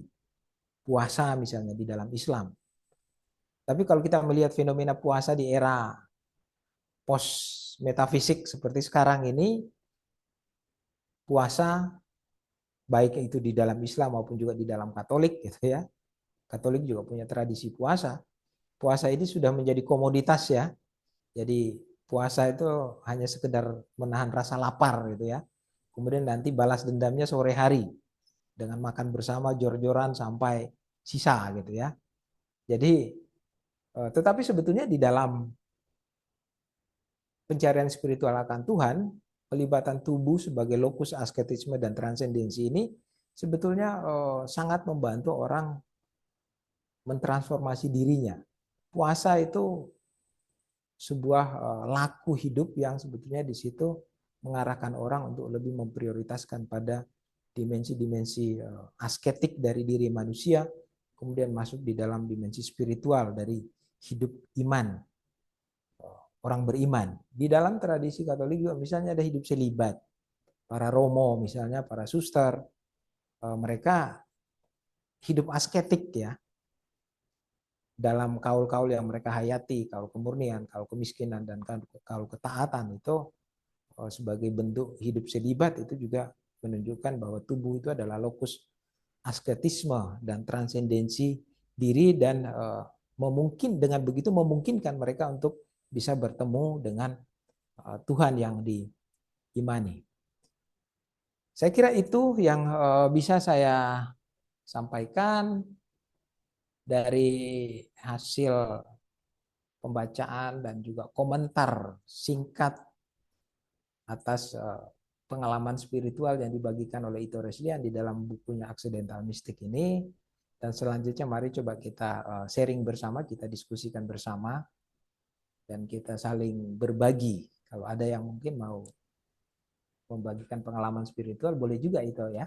Ya. Oke, baik, saya kembali ke Udori. Silakan. Baik, terima kasih Bung Alex atas pemaparannya tentang buku Accidental Mystic ini. Dan saya sih menggarisbawahi tadi ya bahwa tubuh itu menjadi lokus ya, kayak menjadi semacam tempat gitu bagi persilangan antara yang imanen dan dengan yang transenden. Semuanya itu memang berakar atau bersumber dari dan melalui tubuh gitu. Di sini juga di buku ini juga eh, Mbak Reslian juga mencatat misalnya di halaman 159 itu kesadaran saya belajar dari tubuh saya. Berarti kan ada beberapa saya. Ada beberapa saya terus kemudian eh, menjadikan tubuh itu sebagai kayak semacam eh, inspirasi atau insight atau apa gitu sehingga tubuh yang kita anggap sebagai sesuatu yang apalah material wadah gitu ternyata bisa juga menjadi semacam perantara bagi momen-momen spiritual gitu ya. Terus dari juga Bung Alex juga menyoroti tentang apa ya mungkin tadi barangkali ada juga berhubungan dengan pertanyaan dari audiens tentang guncangan identitas itu karena biasanya pengalaman spiritual itu pengalaman yang sangat mengguncang ya dalam tradisi Islam juga sejauh yang saya ketahui yang sangat pendek ini ya Nabi Muhammad itu setiap mendapat wahyu itu ini apa katanya badannya tuh pada sakit katanya. Biasanya sampai ada Al-Quran yang bunyi itu kan yang eh, ada satu riwayat yang mengatakan dia minta diselimuti oleh Khadijah itu karena sangat kedinginan, gemetar, hebat itu. Jadi intinya pengalaman spiritual itu memang fenomena yang sangat khas berkaitan dengan tubuh. Lalu juga di buku ini masih berkaitan dengan tubuh dan ditulis juga oleh Mbak Reslian itu misalnya di halaman 178 saya sibuk mengalami, berarti mengalami kebertubuhan dong. Udah, tapi lupa berpikir gitu. Berarti ada semacam dua modus apa ya, eh, kesadaran ya, kesadaran tubuh dan kesadaran yang dalam hal ini akal budi gitu ya, pikir apa. Nah, selanjutnya kita sampai kepada sesi tanya jawab. Silakan barangkali ada yang ingin sharing memiliki keserupaan narasi hidup dengan Mbak Reslian atau bahkan dengan Bung Alex atau yang lain juga. Yang pasti seperti ditulis di buku ini juga tidak ada pertanyaan yang terlalu bodoh dalam filsafat. Tanya gitu, kata Mbak Reslian ya, bukan saya yang nulis ini. Jadi apapun bentuk pertanyaannya dalam kacamata filsafat itu sangat bernilai. Jadi silakan kawan-kawan yang hadir mungkin bisa lewat chat room, bisa juga raise hand, bisa juga ya dengan membuka kamera dan seterusnya. Mas Hudori, boleh nanggepin sedikit? Boleh, silakan sebelum ke Ya, audiens ya. Silakan. ya sebelum ke teman-teman ya. Eh, ya, pertama terima kasih ya, itu Alex itu itulah bedanya ya kalau eh, apa namanya pengulasnya adalah dari orang filsafat atau filsuf. So it's really komprehensif, mendalam dan bisa melihat keterkaitan yang satu dengan lain. Saya bahkan eh, pada saat menulis tuh nggak terpikirkan tuh bahwa oh ini pengalaman yang dari pengalaman tubuh itu ternyata memang sangat sangat banyak justru ya di dalam pengalaman yang saya ceritakan. Tapi memang nggak terpikirkan eh, sejauh itu bahwa oh itu experience-nya dari tubuh. Yang kepikiran di saya itu sebenarnya mungkin karena saya waktu itu kan, bukan waktu, ya saya kan sangat rasional, sangat skeptis, dan sangat artinya dan tidak terlalu pada saat itu tidak terlalu menganggap pengalaman ketubuhan itu sesuatu yang artinya tubuh kita ya biasa-biasa aja seperti ini yang the so-called tubuh yang normal. Jadi dari pengalaman saya mungkin eh, satu ya, pertama mungkin kenapa juga ada banyak sekali pengalaman yang saya alami dengan tubuh saya itu supaya karena itu so empirical, sehingga saya mungkin jadinya tidak bisa lagi membantah. Karena kan ketika dalam masa pencarian ada begitu banyak pertanyaan, saya mulai kan dengan pertanyaan. So I studied with intellectual discourse ya, dengan pertanyaan Tuhan itu ada atau enggak dari kakak kelas apakah Tuhan itu ada, tetapi pertanyaan ini kemudian lead into other experience, dan kalau hanya dengan pertanyaan, pencarian yang dengan pertanyaan seperti saya ceritakan di buku, saya selalu bisa membantah, ya kan, karena kalau argumen kan there is always argument against apa yang sudah dinyatakan. Nah, kalau dengan pengalamannya adalah dengan tubuh, itu apalagi dengan yang saya alami sendiri, artinya saya yang bertanya kemudian seperti Descartes ya, saya yang bertanya kemudian, tapi saya mengalami, artinya sangat sulit bagi saya untuk membantah apa yang saya alami. Jadi mungkin untuk orang yang terlalu skeptikal seperti saya memang dibutuhkan banyak pengalaman yang bagi saya sendiri sulit untuk saya bantah secara rasional. Jadi itu yang saya lihat, yang sangat saya sadari pertama, artinya yang biasanya kalau mungkin orang lain bilang, oh saya menuliskan sesuatu atau saya tiba-tiba seperti kehilangan kontrol atas tubuh saya, pasti saya sudah akan, are you sure gitu kan, pasti saya akan bertanya gitu, apakah mungkin itu sesuatu yang eh, tidak kamu sadari sebelum, atau misalnya sesuatu yang bersifat ya tadi banyak yang mengira itu psikologis, pasti itu akan saya tanyakan kalau itu tidak saya alami sendiri, itu ya. Jadi kalau itu saya melihat dari orang lain artinya kan pengetahuan. Jadi memang dengan pengalaman ketubuhan juga sulit bagi orang yang rasional skeptical untuk membantah pengalaman itu dengan pertanyaan yang dia cari gitu ya. Nah kemudian juga mungkin yang kedua, ini saya mungkin karena saya tidak berpretensi bahwa saya mengetahui banyak hal ya. Bagi mungkin ada orang yang tahu lebih banyak bahwa tubuh kita sebenarnya tidak sesederhana yang kita kira. Em, Terus terang saya sendiri sih nggak terlalu menggali hal ini. Jadi mungkin yang kita anggap tubuh kita yang biasa ini ya, dengan tubuh yang kita bisa lihat, tangan, kulit, lapisan darah dan sebagainya, mungkin memang tidak sesederhana itu.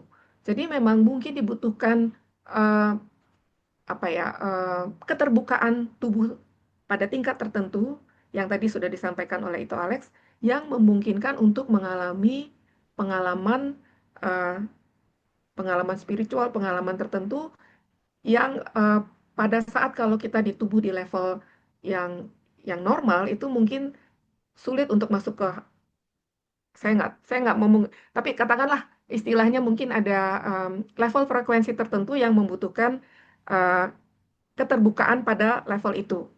Jadi mungkin ini sih eh, saya nggak tahu pasti, tapi berdasarkan yang pengalaman saya merasa ada bahwa tubuh kita itu jauh lebih sempurna dari yang kita bayangkan, dan ketika tubuh kita terbuka semuanya itu memang kita bisa ya, maksudnya mengetahui waktu itu ternyata mungkin tidak seperti yang kita bayangkan.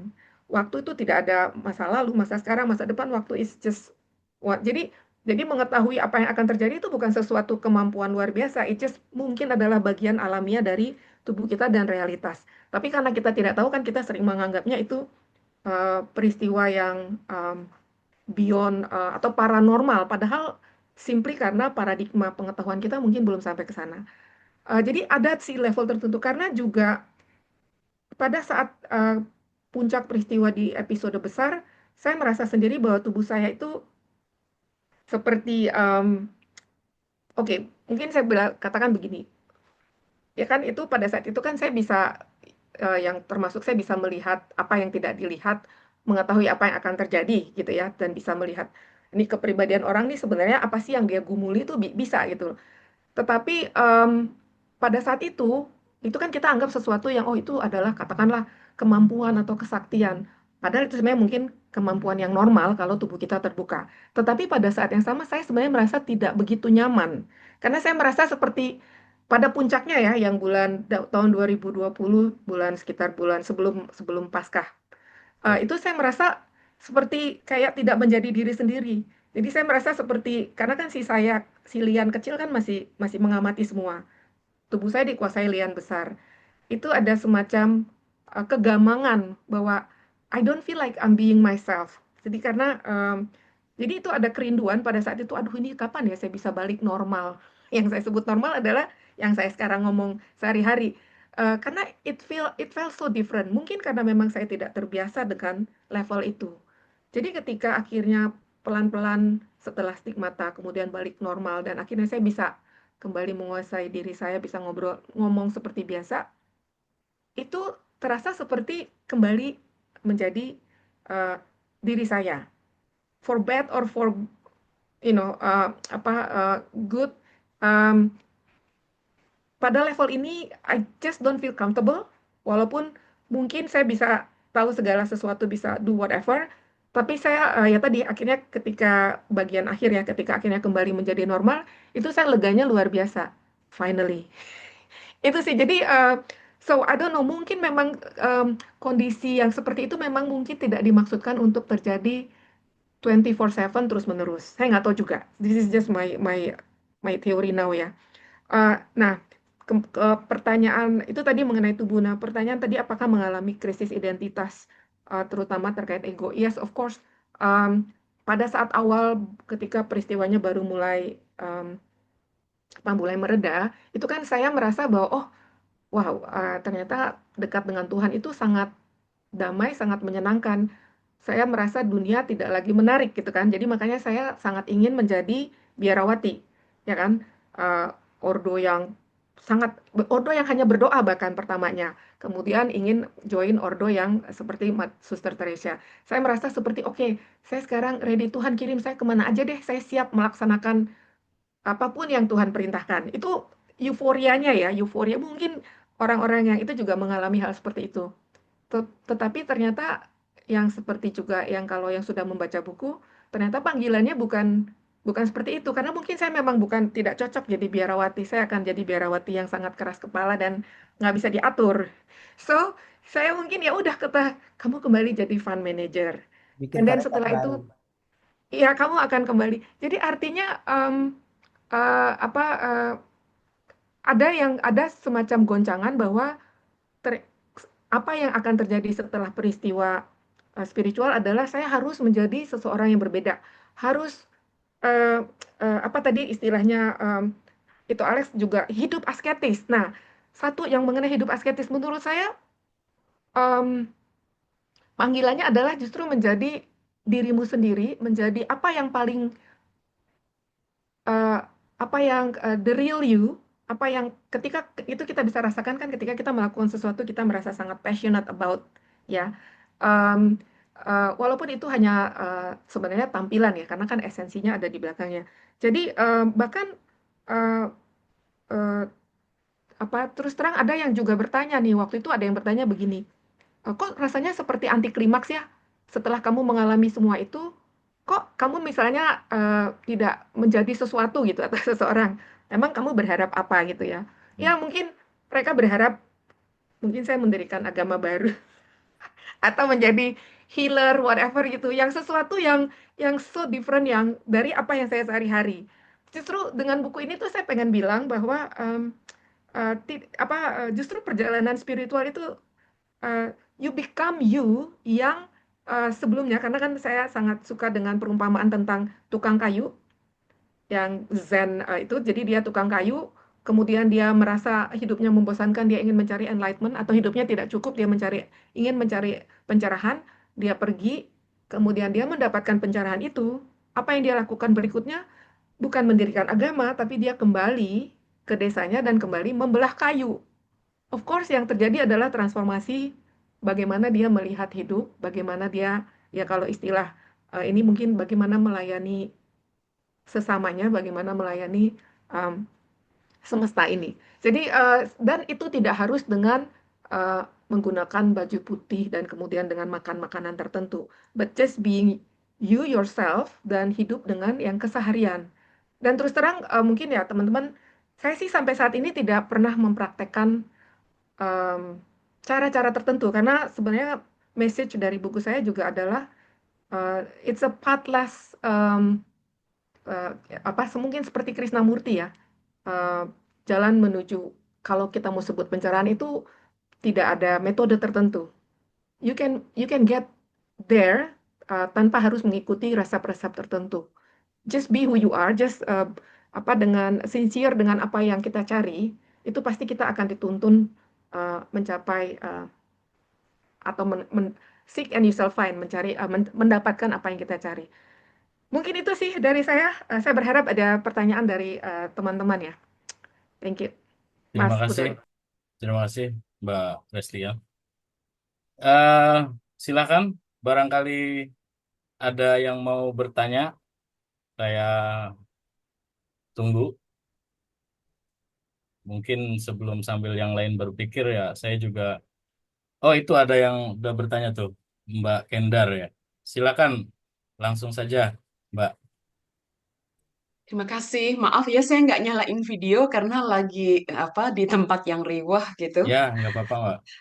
Terima kasih banyak sharingnya semua. Tadi saya sangat menikmati ulasan yang sangat deep ya, mendalam banget gitu ya. Bahkan tadi kalau kita dengerin ulasan Sofan, wah berani banget gitu ya, apa berpikir secara kritikal tentang agama dan saya rasa ini ajakan yang bagus sekali ya untuk kita semua terbuka pikirannya. Nah, tapi pertanyaan saya untuk sang penulis deh, Mbak Lian ya. Em, Kalau tadi Anda mengalami pengalaman spiritual seperti yang dialami Jesus ya, lalu apakah ini membuat hubunganmu dengan agama berubah? Bahwa kalau sebelumnya apa yang dialami Jesus itu you just read it in the Bible gitu ya, mungkin kalau pergi ke gereja mendengar kisah tentang apa yang dialami Jesus gitu, tapi ketika kamu seperti bisa merasakannya, how did it change you gitu? Apakah menjadi orang yang kemudian lebih beriman gitu, atau menempatkan Lian sebagai orang yang kayak one of the chosen few ya, beberapa kalangan yang terpilih untuk seperti nabi atau apa juru syiar agama gitu? Itu yang pertama. Yang kedua tadi Lian di awal bilang ya bahwa sebelum mati, kan kematian bisa terjadi tiba-tiba, saya harus menuliskan ini. Tapi why gitu? Jadi apa yang diharap dari readers yang membaca bukumu gitu? Insight seperti apa yang Lian pingin dapatkan gitu ya dari orang-orang yang terekspos dengan pengalaman Lian? Itu aja. Terima kasih. Terima kasih, Mbak Kendar. Langsung aja ya, kita kita sampaikan pertanyaannya. Jadi ada dua pertanyaan. Yang pertama itu hubungan Mbak Reslian dengan agama itu bagaimana ini setelah mengalami proses yang sedemikian rupa dinamisnya itu dan kadang konfliktual bahkan dengan keluarga. Apakah ada perubahan ataukah karena sebelumnya kan di buku ini juga tertulis saya sih ke gereja ya karena merasa kewajiban dan kalau nggak ke gereja kayaknya ada perasaan bersalah terhukum gitu. Nah, apakah perasaan itu kemudian berubah setelah apa namanya mengalami eh, perjalanan spiritual ini? Terus yang kedua, yaitu apa yang diharapkan dari pembaca buku ini oleh Mbak Sulfian ini mengharapkan apa dari pembaca buku Accidental Mystic ini? Apakah mungkin bagaimana kalau semua pembaca itu ternyata menjadi seperti Mbak Reslian gitu? Apa Nah, apa insight apa yang pengen didapat Mbak Reslian dari pembaca ini? Dua itu, terus nanti kita akan ke pertanyaannya Mbak Iyo. Silakan Mbak Reslian dijawab dulu. Oke, thank you Mbak Kendar. Good questions. Oke, pertanyaannya bagaimana sekarang setelah kejadian ini hubungan saya katakanlah dengan agama ya. dengan Yesus, dengan agama, two different things. Agama Kristen dan Yesus ada dua hal yang berbeda. Yang pertama adalah, oke, jadi kalau di dalam buku itu, sebenarnya justru kan saya bertanya ya pada diri saya sendiri, ada yang sempat saya merenung, uh, peristiwa sebelum terjadinya episode besar uh, itu saya dengan automatic writing kan diminta pergi ke satu gereja, ke God is waiting for you at the church. So, saya pergi ke gereja itu yang saya yakin itulah gereja yang tadi yang disebut di gereja Cipanas. Nah, ketika saya pergi ke gereja itu, tetapi kemudian peristiwa yang mengikutinya adalah tadi yang disampaikan oleh Mas Kudori atau itu Alex juga adalah di situ saya kemudian bergerak dengan dengan gerakan tangan yang tangan dengan tertentu dengan membentuk simbol itu di bagian-bagian tubuh yang kemudian saya melihat itu adalah mungkin berada pada titik-titik cakra. Nah, jadinya di situ saya juga setelah itu saya sempat bingung. Jadi sebenarnya kenapa peristiwanya di gereja termasuk juga ada peristiwa stigmata, tetapi tubuhnya pengalaman tubuh yang dialami itu tidak tidak atau bukan khas karena saya rasa untuk yang agama Kristen maupun Katolik kan tidak atau tidak melihat cakra sebagai sesuatu yang bukan tidak ada di dalam tertulis di dalam Alkitab.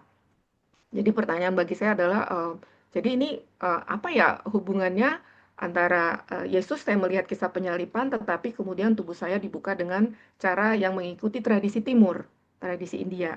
So that's one thing. Artinya juga sebenarnya yang kemudian di awal yang dengan Mas Kudori kita berbicara ketika dalam satu diskusi dengan para pendeta itu juga si saya besar ketika si saya besar sudah menguasai tubuh saya itu juga bilang kepada pendeta bahwa semua orang akan selamat yang oleh para pendeta kemudian mereka langsung benar-benar menganggap bahwa oh ini ada nabi palsu di dalam tubuhnya karena kan tidak ada tertulis di Alkitab bahwa semua orang akan selamat dan si saya besar dengan sangat pedenya bilang nanti akan tertulis itu saya juga ketakutan tuh waktu mendengarkan sebenarnya hal ini saya agak-agak ragu untuk menuliskan di dalam memoir di dalam Accidental Mystic ya jadi Mbak Kendar intinya sebenarnya saya sih tidak merasa bahwa Tuhan, katakanlah ya, Tuhan itu ada di dalam satu um, organized religion tertentu, gitu ya.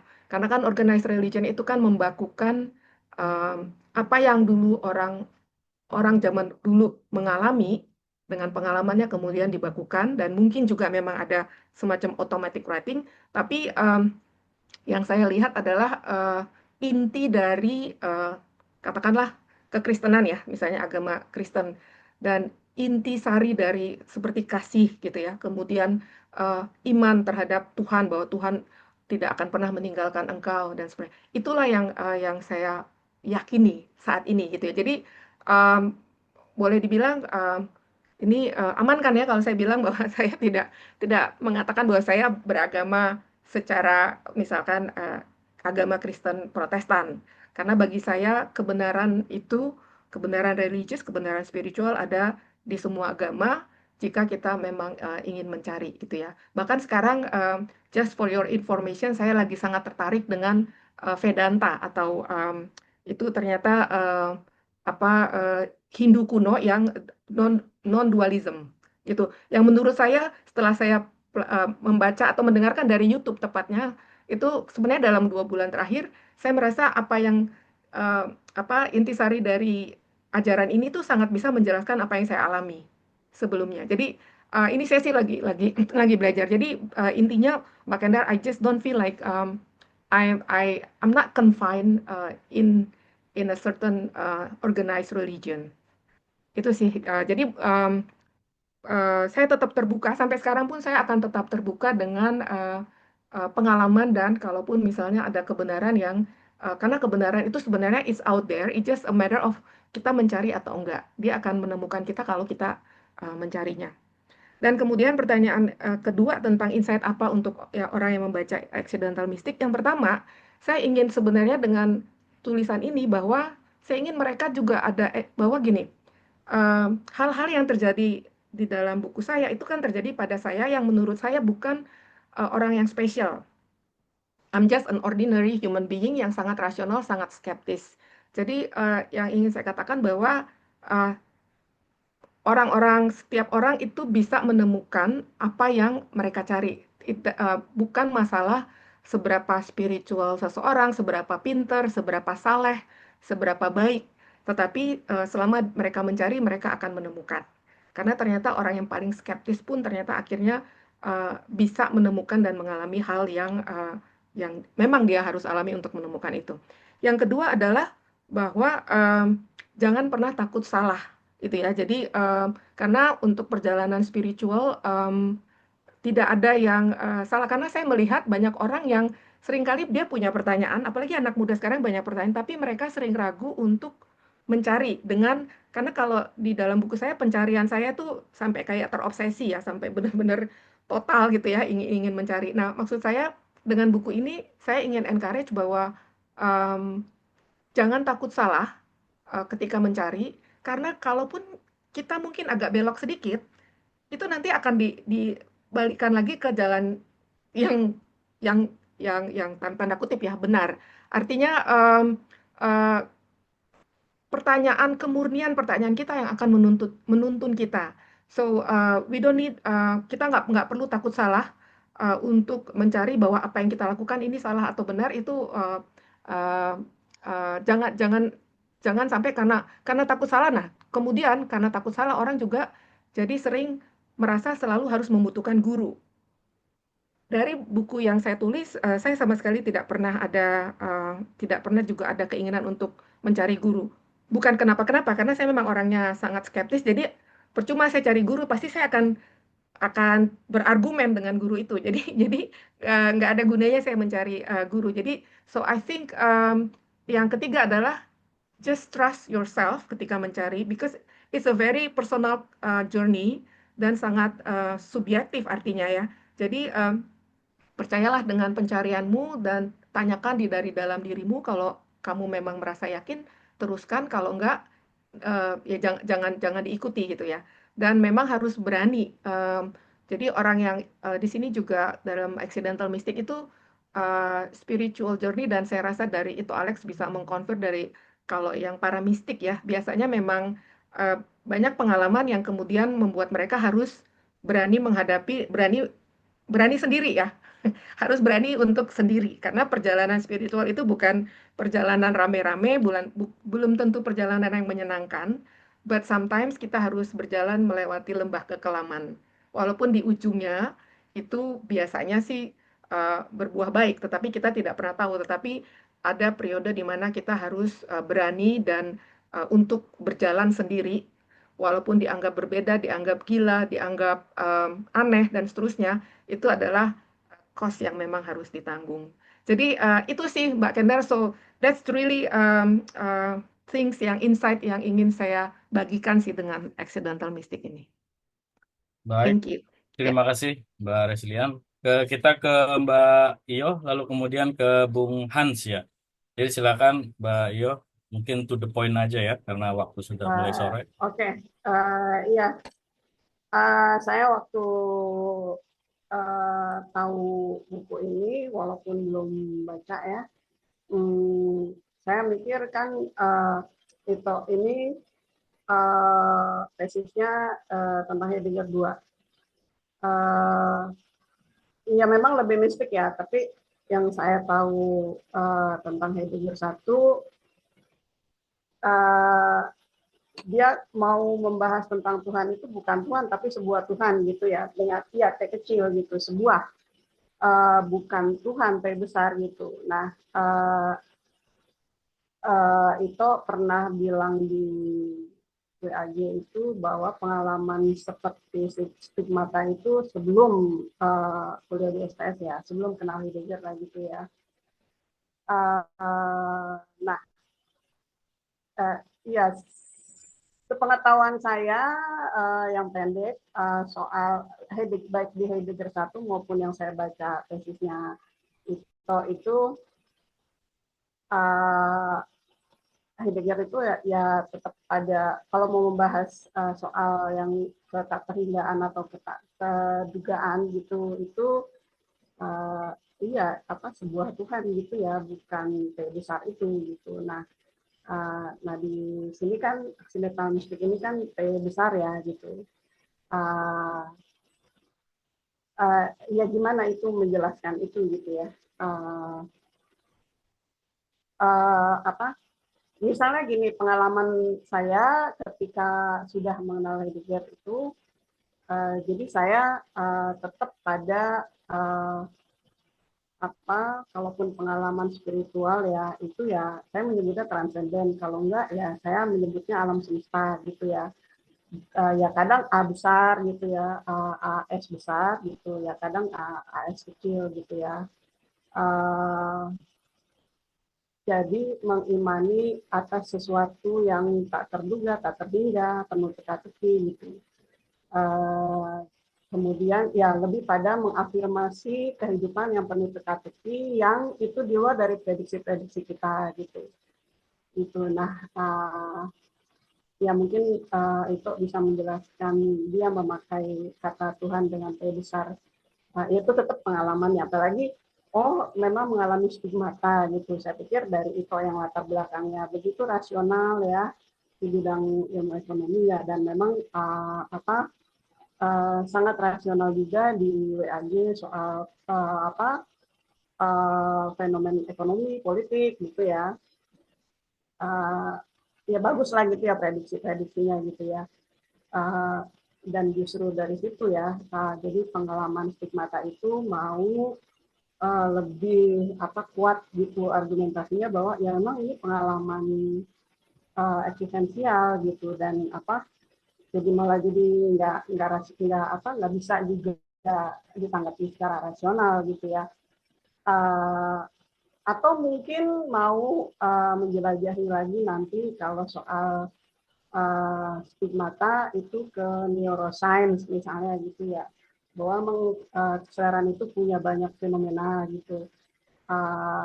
Jadi ketika tubuh bergerak sendiri gitu, ada lian kecil, ada lian besar gitu ya, itu mungkin bisa ke situ ya gitu. Kalau kitab-kitab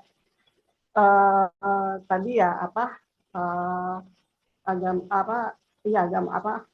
perspektif lain ya dari agama atau spiritualitas lain gitu ya, bisa aja. Iya, saya kira gitu bisa ditangkap ya. Terima kasih itu. Terima kasih, Mbak Iyo. Ini udah semakin filosofis ini pertanyaannya. Jadi ya terkait dengan referensi filsuf kesayangan lah ya kalau di STM itu. Berarti Mbak Reslian ini kan pembaca Heidegger, terutama Martin Heidegger Part 2 mungkinnya bagian 2 yang ternyata ujung-ujungnya itu lebih ke mistik gitu. Nah, di situ mungkin penjelasannya adalah bagaimana membedakan antara di buku juga ada kan kalau nggak salah saya besar, saya kecil gitu juga ada mengemuka diskusi itu. Tapi sebelum dijawab kita langsung ke pertanyaan ini yang udah raise hand ini Bung Hans ya. Silakan Bung. Baik, Mas Kudori, terima kasih untuk kesempatannya, dan untuk Bu Reslian, terima kasih. Ini buku yang bagi saya pribadi juga sangat dan cukup fenomenal bagi kita yang hidup di abad modern sekarang. Pertanyaan saya akan coba saya persingkat, tapi coba saya rangkum di satu kalimat.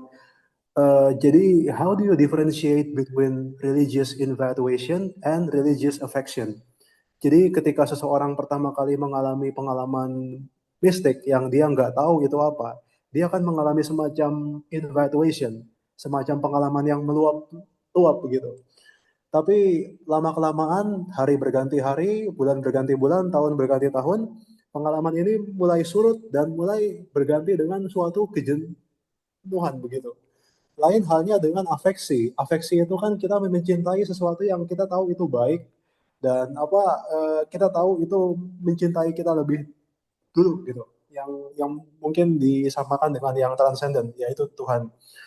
Dan ketika kita mencoba masuk ke dalam pengalaman kita yang lebih dalam, sesuatu yang aksidental itu yang dirangkul dengan pengalaman kebertubuhan dan tanggapan tubuh kita ketika tubuh kita menanggapi suatu pengalaman yang hanya bagi diri kita, exclusively ours gitu, yang enggak ditetangkap oleh orang lain tapi oleh pengalaman kita, oleh keseluruhan tubuh kita gitu.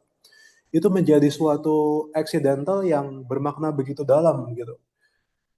Bagaimana untuk orang-orang awam yang mengalami ini, karena saya tahu setiap manusia itu punya potensi yang sama untuk pengalaman ini. Dan bagaimana supaya ketika orang-orang sampai kepada pengalaman ini, entah secara sengaja ataupun tidak, entah lewat usaha asketisme atau enggak gitu, dia bisa claim their own experience to be theirs begitu, to be his or hers, supaya pengalaman yang tadinya accidental itu bisa menjadi otentik. Golden momentnya di mana? Mungkin bagi orang-orang yang berbeda ini bisa menjadi suatu cara pertama ya untuk mengenali dan untuk oh ini pengalaman saya dan khusus untuk saya begitu. Mungkin orang lain nggak tahu, tapi saya tahu saya mengalami ini. Dan eh, ini kan menjadi tantangan juga bagi kita ya, karena saya pun juga pernah mengalami yang demikian. Ketika saya tahu kalau oh rasanya nggak ada cara apapun yang cocok bagi saya begitu. Tapi cara ini cocok bagi saya karena ini tidak hanya mengakui apa yang baik bagi saya, tapi juga melihat kelemahan-kelemahan saya sebagai suatu kalau bahasa Kristianinya mungkin saluran rahmat begitu. Kalau di kitab suci Injil kan ada kalimat yang bilang batu yang dibuang oleh tukang-tukang bangunan telah menjadi batu penjuru begitu. Apa yang saya pikir kelemahan saya dan apa semua keburukan saya ternyata bisa menjadi jalan juga bagi saya. Dan mungkin bagaimana orang-orang awam yang mungkin sedang bingung begitu bisa mengenali begitu. Terima kasih Bu. Itu aja mungkin. Terima kasih, Bung Hans. Ada dua pertanyaannya ya. Jadi bagaimana membedakan antara pengalaman religius yang bersifat overwhelmed gitu kali ya, atau yang meluap-luap gitu, melimpah-limpah dengan pengalaman religius yang affection gitu, yang berhubungan mungkin sangat personal gitu ya. Dan eh, bagaimana pengalaman Mbak Resian tersendiri terhadap momen itu gitu, dan di mana golden momennya? Nah, pertanyaan Iyo tadi ya seperti yang saya tadi udah jelaskan ya Mbak Resian. Silakan dikomentari, dijawab Mbak. Thank you. Oke, pertama untuk Iyo ya. Nah, saya sekarang tuh lagi menulis nih sekarang tesis yang Heidegger itu, later Heidegger. Sekarang saya lagi in the process of becoming a book juga. Dan ternyata jadi tesis saya kan Dasein sebagai ketersingkapan ada. Bagaimana memahami manusia, siapakah manusia gitu ya, dengan terang ada gitu lah. Dan ternyata yang tadi saya sampaikan dalam 2 bulan terakhir itu saya sedang terekspos dengan Vedanta ya, dan itu saya cuman ikutin ini aja, saya belum belum belum masuk ke dalam buku-buku yang serius, baru dari lewat YouTube. Dan ternyata Vedanta itu apa yang dikatakan oleh Heidegger mengenai aletheia, mengenai ketersingkapan, situs ketersingkapan, kemudian ada Ereignis, ada Dasein gitu ya. Itu ternyata menurut saya itu sudah dijelaskan oleh Vedanta ini, si Vedanta non-dualism, karena ada Vedanta yang dualism, itu Vedanta ini sudah berumur 5.000 tahun. So, membaca Vedanta itu dengan mudah, saya jadinya, makanya nanti mungkin saya akan tambahkan juga penjelasan ini bahwa apa yang Heidegger jelaskan mengenai ketersingkap. Jadi kemudian ada peristiwa ketersingkapan dan manusia itu sebagai Dasein. Bahwa ada itu selalu, ya katakanlah dalam tanda petik kita memahaminya mungkin di luar manusia dan yang menentukan gitu ya, jadi Tuhan. Nah, si Vedanta itu melihat bahwa segala sesuatu adalah kesadaran murni yang disebut Brahman. Brahman ini mencakup semesta. Itu, dan ini saya rasa mirip dengan kejawen ya. Dan kemudian manusia itu adalah Brahman ketika dia mencapai kesadaran tertentu. Dan Brahman selalu berupaya mengekspresikan diri, menyingkapkan diri, mengungkapkan diri ke dalam semua pengada, termasuk manusia. Ketika manusia si Brahman tadi mau menyingkapkan diri melewati manusia, maka itu dia tersingkap menjadi si Atman tadi. Nah, yang makanya yang saya pahami adalah bahwa apa yang terjadi pada saya mungkin adalah karena saya terus terang juga mengalami pergumulan. gila nih, masa sih ada, karena kan saya cari Tuhan, kemudian ketika si lian besar muncul kan saya, I think this is what I've been looking for. Tapi masa sih ini Tuhan? Saya sendiri mengalami kegoncangan gitu. Maksudnya saya merasa gila bener, berani bener saya mengklaim bahwa yang muncul di dalam diri saya adalah Tuhan. Kan kalau bagi agama monoteisme itu adalah suatu bid'ah ya. Tetapi bagi Hindu atau mungkin tradisi Timur itu adalah hal yang lumrah, dan itu memang terjadi bahwa ketika kesadaran murni atau yang kita sebut Tuhan, the semesta, mengekspresikan diri melalui kita, itulah yang terjadi ketika, artinya kita, karena kita adalah bagian dari semesta ini. So everything is actually God.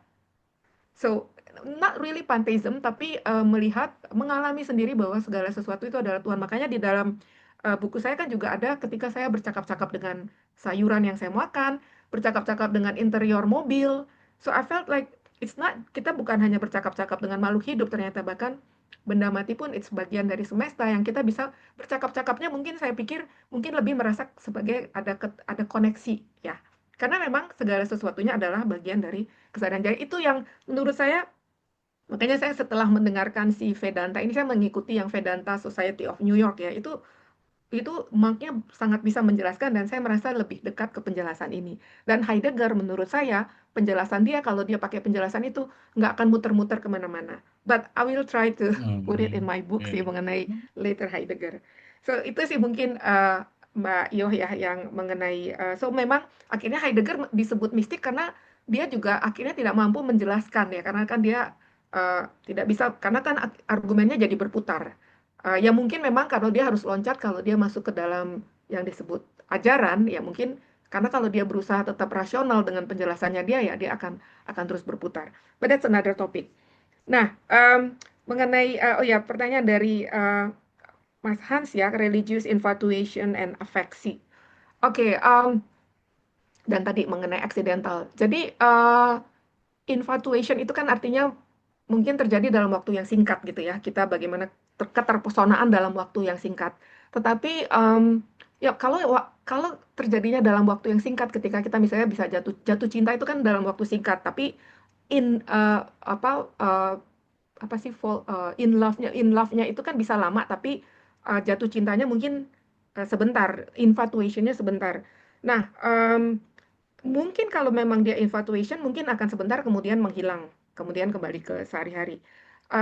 Tadi yang saya jelaskan bahwa ada periode yang ketika yang benar-benar di height-nya ketika si saya besar muncul, yang saya bilang mungkin itu 2-3 minggu ya peristiwanya, itu juga saya merasa menjadi bukan diri saya ya sendiri gitu ya. So this is yang kemudian mengakibatkan like ada perasaan bahwa sesuatu yang sangat berbeda yang dari yang saya alami sehari-hari, dan saya menjadi seperti yang walaupun sayanya masih ada, tetapi saya merasa berbeda.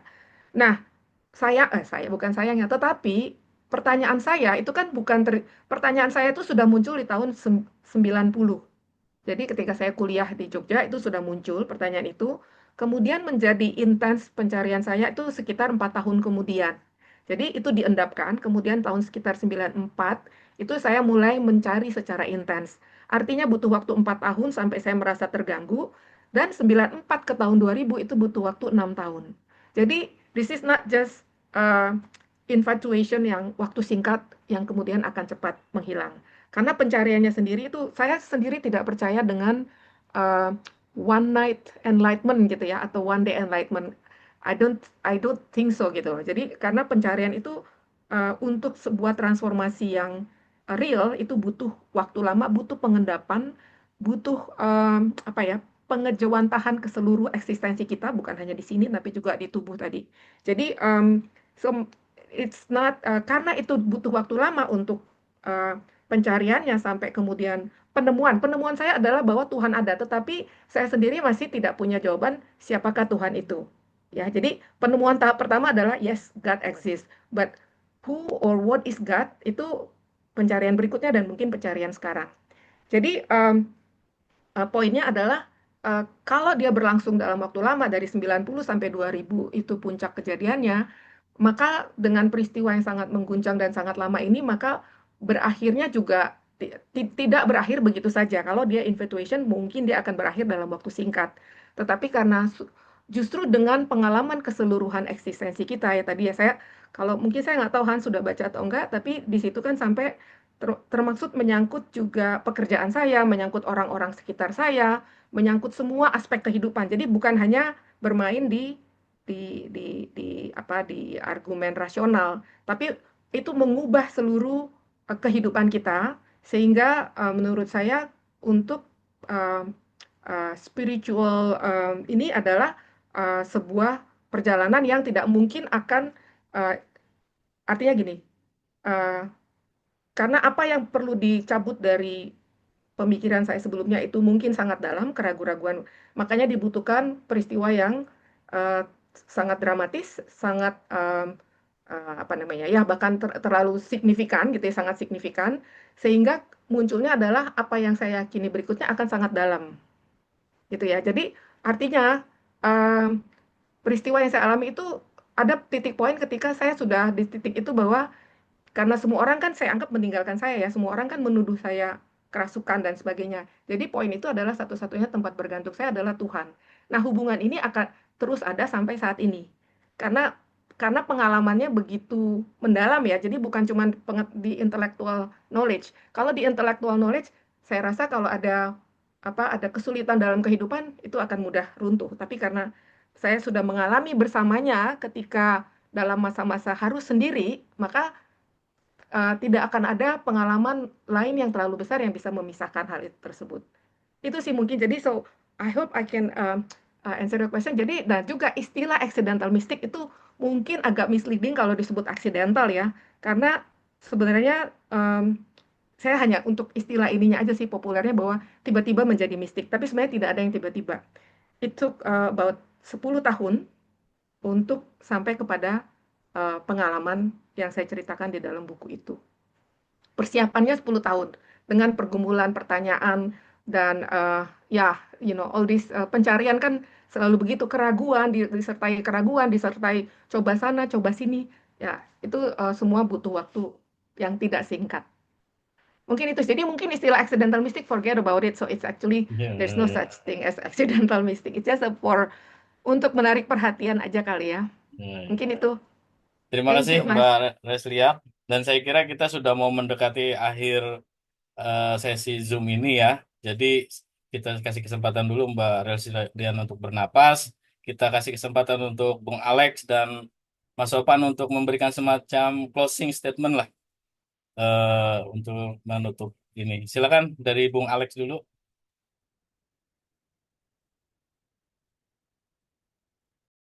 Masih di mute rupanya, Bung.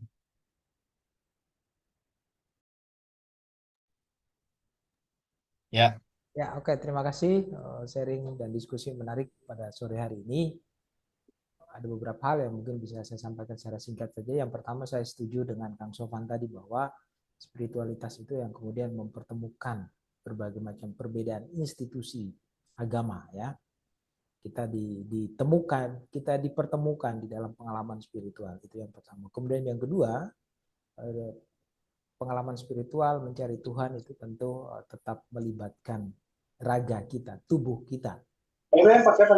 Tubuh kita ini semacam sebagai titik temu antara yang profan dan yang rohani, yang kita alami keseharian dengan yang spiritual yang juga menjadi bagian dari hidup kita. Saya kira itu saja apa yang bisa saya sampaikan pada kesempatan ini. Terima kasih. Terima kasih, Bung Alex. Untuk Mas Sofan masih join kah? Oke, siap. Baik, ya. Dengan kepulan asap ya, silakan. Terima kasih atas diskusi hari ini, terutama kepada Ibu Reslian Pardede, Bu Butet. Saya akan melanjutkan untuk membaca buku itu karena belum semua saya baca itu ya. Saya penasaran itu ya. Kemudian juga kepada Pak Alexander Aur juga terima kasih sudah hadir dalam diskusi hari ini. Dan saya kira ini diskusi yang menarik ya, pengalaman spiritual yang sifatnya transendental, sangat subjektif gitu ya. Karena seperti yang ditulis oleh Bu Butet di dalam buku itu mengutip pendapatnya siapa itu? Ki Kegat, bahwa untuk mencari sebuah kebenaran tentang Tuhan itu memang dibutuhkan pengalaman yang bersifat subjektif begitu ya. Dan ini menarik sekali.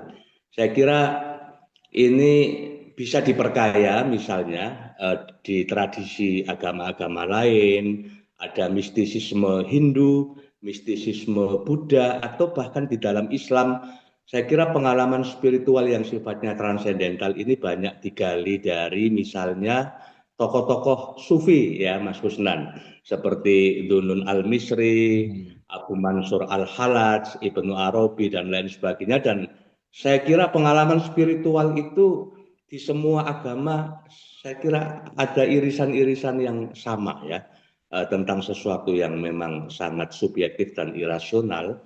Tidak semua orang juga percaya barangkali ya. Kalau si A itu mengalami pengalaman spiritual seperti ini begitu ya. Kalau ada pengalaman spiritual yang kemudian mengangkat dirinya menjadi nabi atau rasul gitu, kalau dideklarasikan itu kan resistensinya tinggi sekali tuh Pak Alek.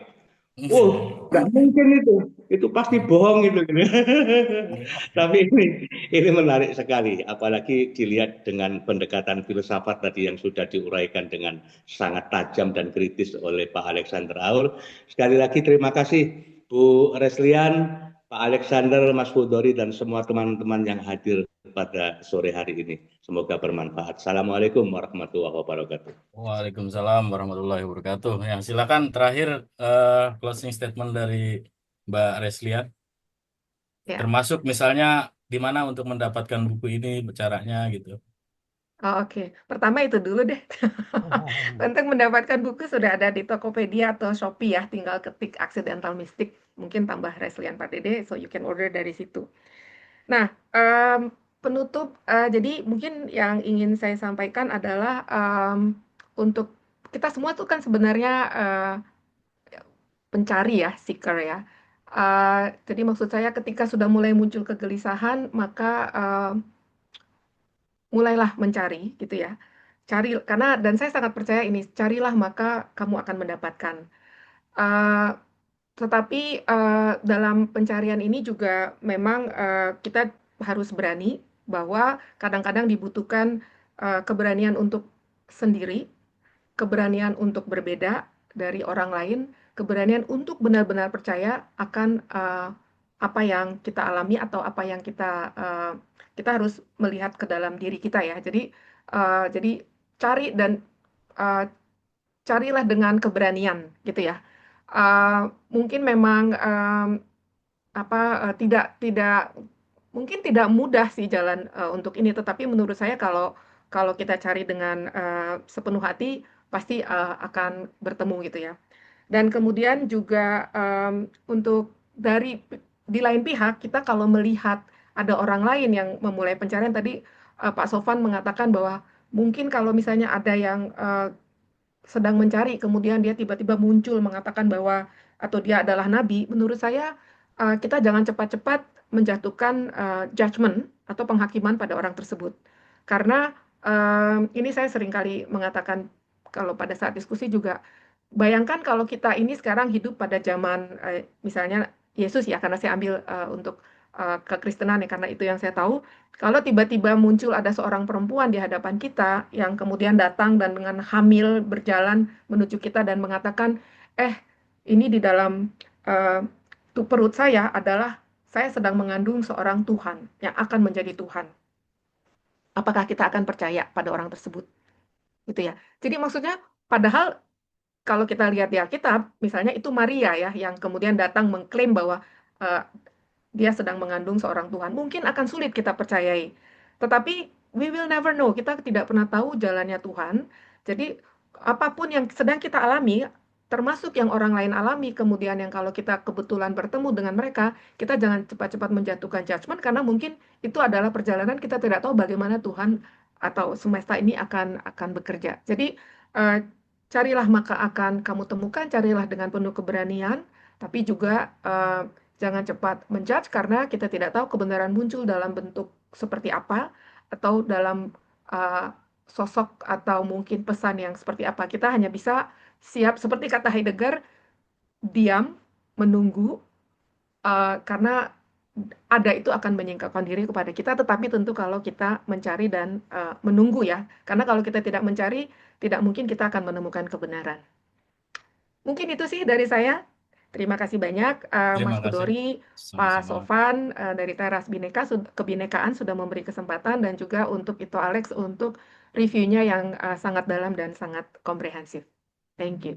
Baik, terima kasih. Ya, saya sih hanya ingin menyampaikan bahwa buku ini lebih kaya dari apa yang kita diskusikan hari ini sebetulnya. Karena banyak sekali menyimpan lapisan-lapisan ya. Kayak lapisan. Kita bisa mendekatinya dari sudut psikologi, dari sudut antropologi. Misalnya ketika fenomenologi, makan gado-gado, ternyata kok sayur-sayurannya kayak berbicara ke saya gitu. Itu kan sangat fenomenologis itu. Terus ada lagi misalnya eh ya banyak hal sih ya yang membuat buku ini sangat kaya. Kayak misalnya banyak mengutip misalnya Meister Eckhart, terus Carl Gustav Jung. Jadi kita bisa mengolah dari mana saja memasukinya.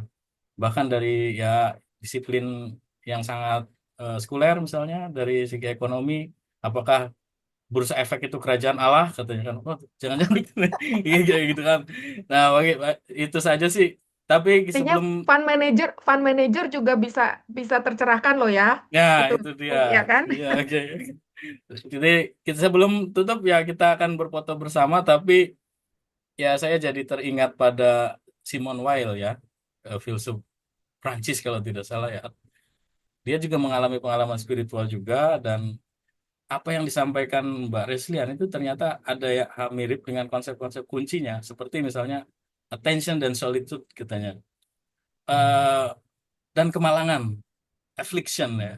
Jadi eh, di buku ini juga kita mengalami bagaimana Mbak Reslian itu eh, ditinggalkan oleh orang-orang terdekatnya sampai kemudian mengeluh, ini terlalu berat Tuhan, katanya kan. Lalu ada juga eh, tentang kesendirian-kesendirian dan obsesif ya.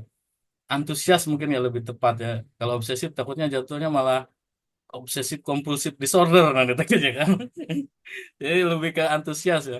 Atensi gitu. Jadi jangan menafsir kalau kata Simon Weil, tapi perhatikan, amati. Dan bagi mereka yang sedang mencari, saya jadi teringat Leo Tolstoy, itu sastrawan pernah berkata, Tuhan Maha Tahu, tapi Dia menunggu. Kira-kira seperti itu. Dan kita sesi bersama, foto bersama, silakan Mbak Mas Operator diatur, silakan kawan-kawan juga on cam untuk bisa diambil gambarnya. Kita Silakan Mas Riza, diambil Mas Riza ya. kita O- berhitung ya. Oke, bapak-bapak dan ibu-ibu semua dan teman-teman semua ada di sini. Kita foto bareng. Nah, hitungan ketiga nanti kita bergaya. Ini formal dulu ya. Satu, dua, tiga. Oke, sekali lagi. Satu, dua, tiga. Oke, dengan gaya bisa. Sekali lagi dengan gaya.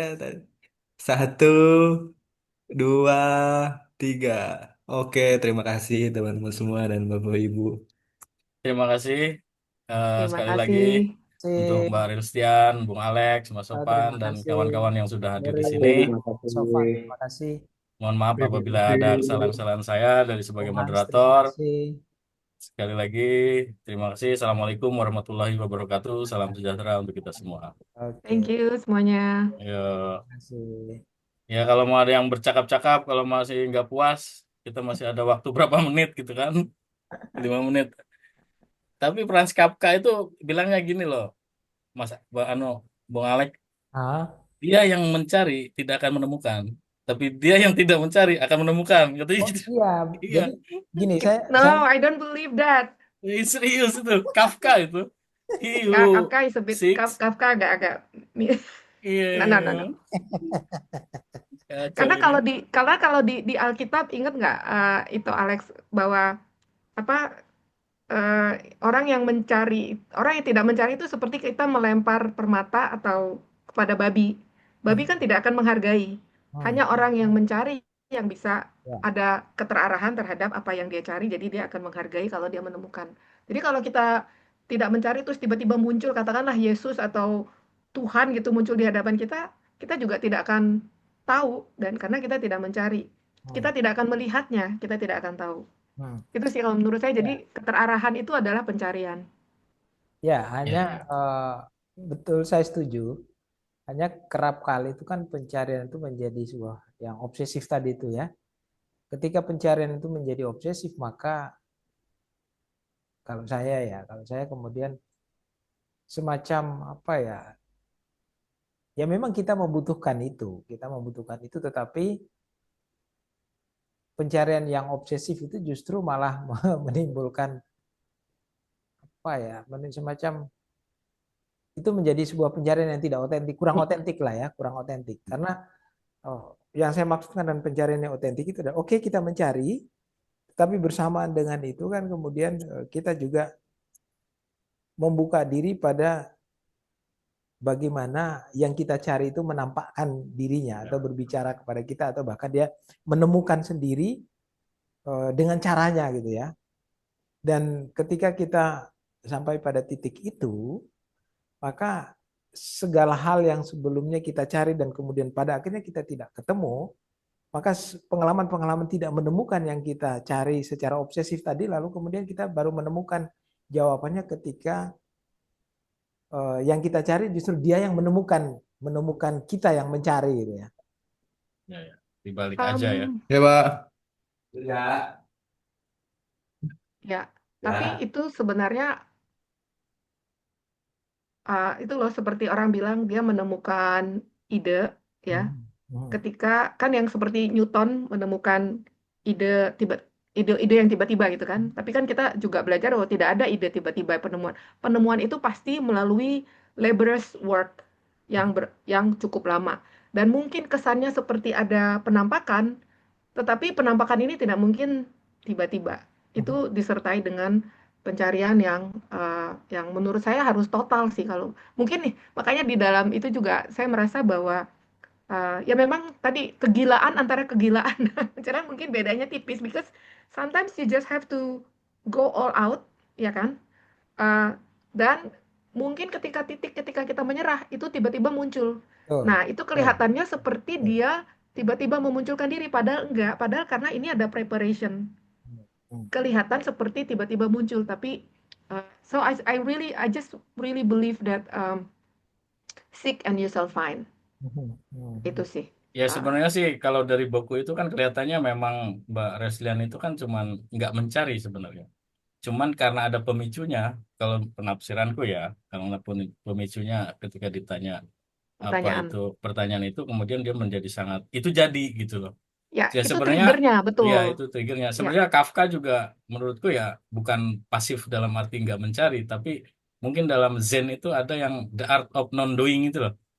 Jadi hmm. seni untuk tidak melakukan dalam arti ya itu tadi kayak Heidegger juga mungkin atau jadi Ada Heidegger bilang ya diam menunggu, tapi karena mungkin ini Heidegger agak menurut saya sih agak terlalu ekstrim karena dia ingin menghindar Heidegger pertama di Being and Time yang sangat resolut ya, bahwa manusia itu harus very authentic, harus resolut, harus mempunyai tekad. Nah, sementara dia balikin supaya menghindari tuduhan Nazi, dia balikin menjadi non-willing, menjadi diam, menunggu. ya, Tapi menurut ya, saya this is just too extreme sih. ya, kayak kalau So, Jawa kan ada misalnya meneng gitu, filsafat meneng gitu, diem gitu. Ya itu juga Ya, dalam arti dalam itu ya, revolusioner juga di satu sisi gitu, tapi di, di sisi yang ya, lain mungkin ada. keterarahan loh ya, ya, Ya, ya, keterarahan ya, itu ada. Ya, ya, keterarahan mungkin bentuknya dalam bentuk diam, tapi kan ya, dia betul, betul, diamnya dia karena sudah terarah ingin betul, mendengarkan kan, ingin betul, mencari kan sebenarnya. betul, ya, betul, ya, Bentuk pencariannya bisa berbeda-beda.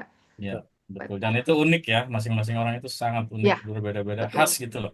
Bisa saja betul. misalnya Bung Alek masa berbeda, saya berbeda, dan yang lain Ya, juga berbeda. ya, Ya udah, eh ya, makasih banyak ini, Bung Alek, Ya, aduh, terima kasih dadakan ya kita Teh oke. nih ya. ngasih tahunya. Thank you semuanya. Thank you, Ya, Bang Hasan. Thank you ya. makasih Thank you, semuanya. Karla. Thank you. Ya. Dah. Sehat Ya. selalu.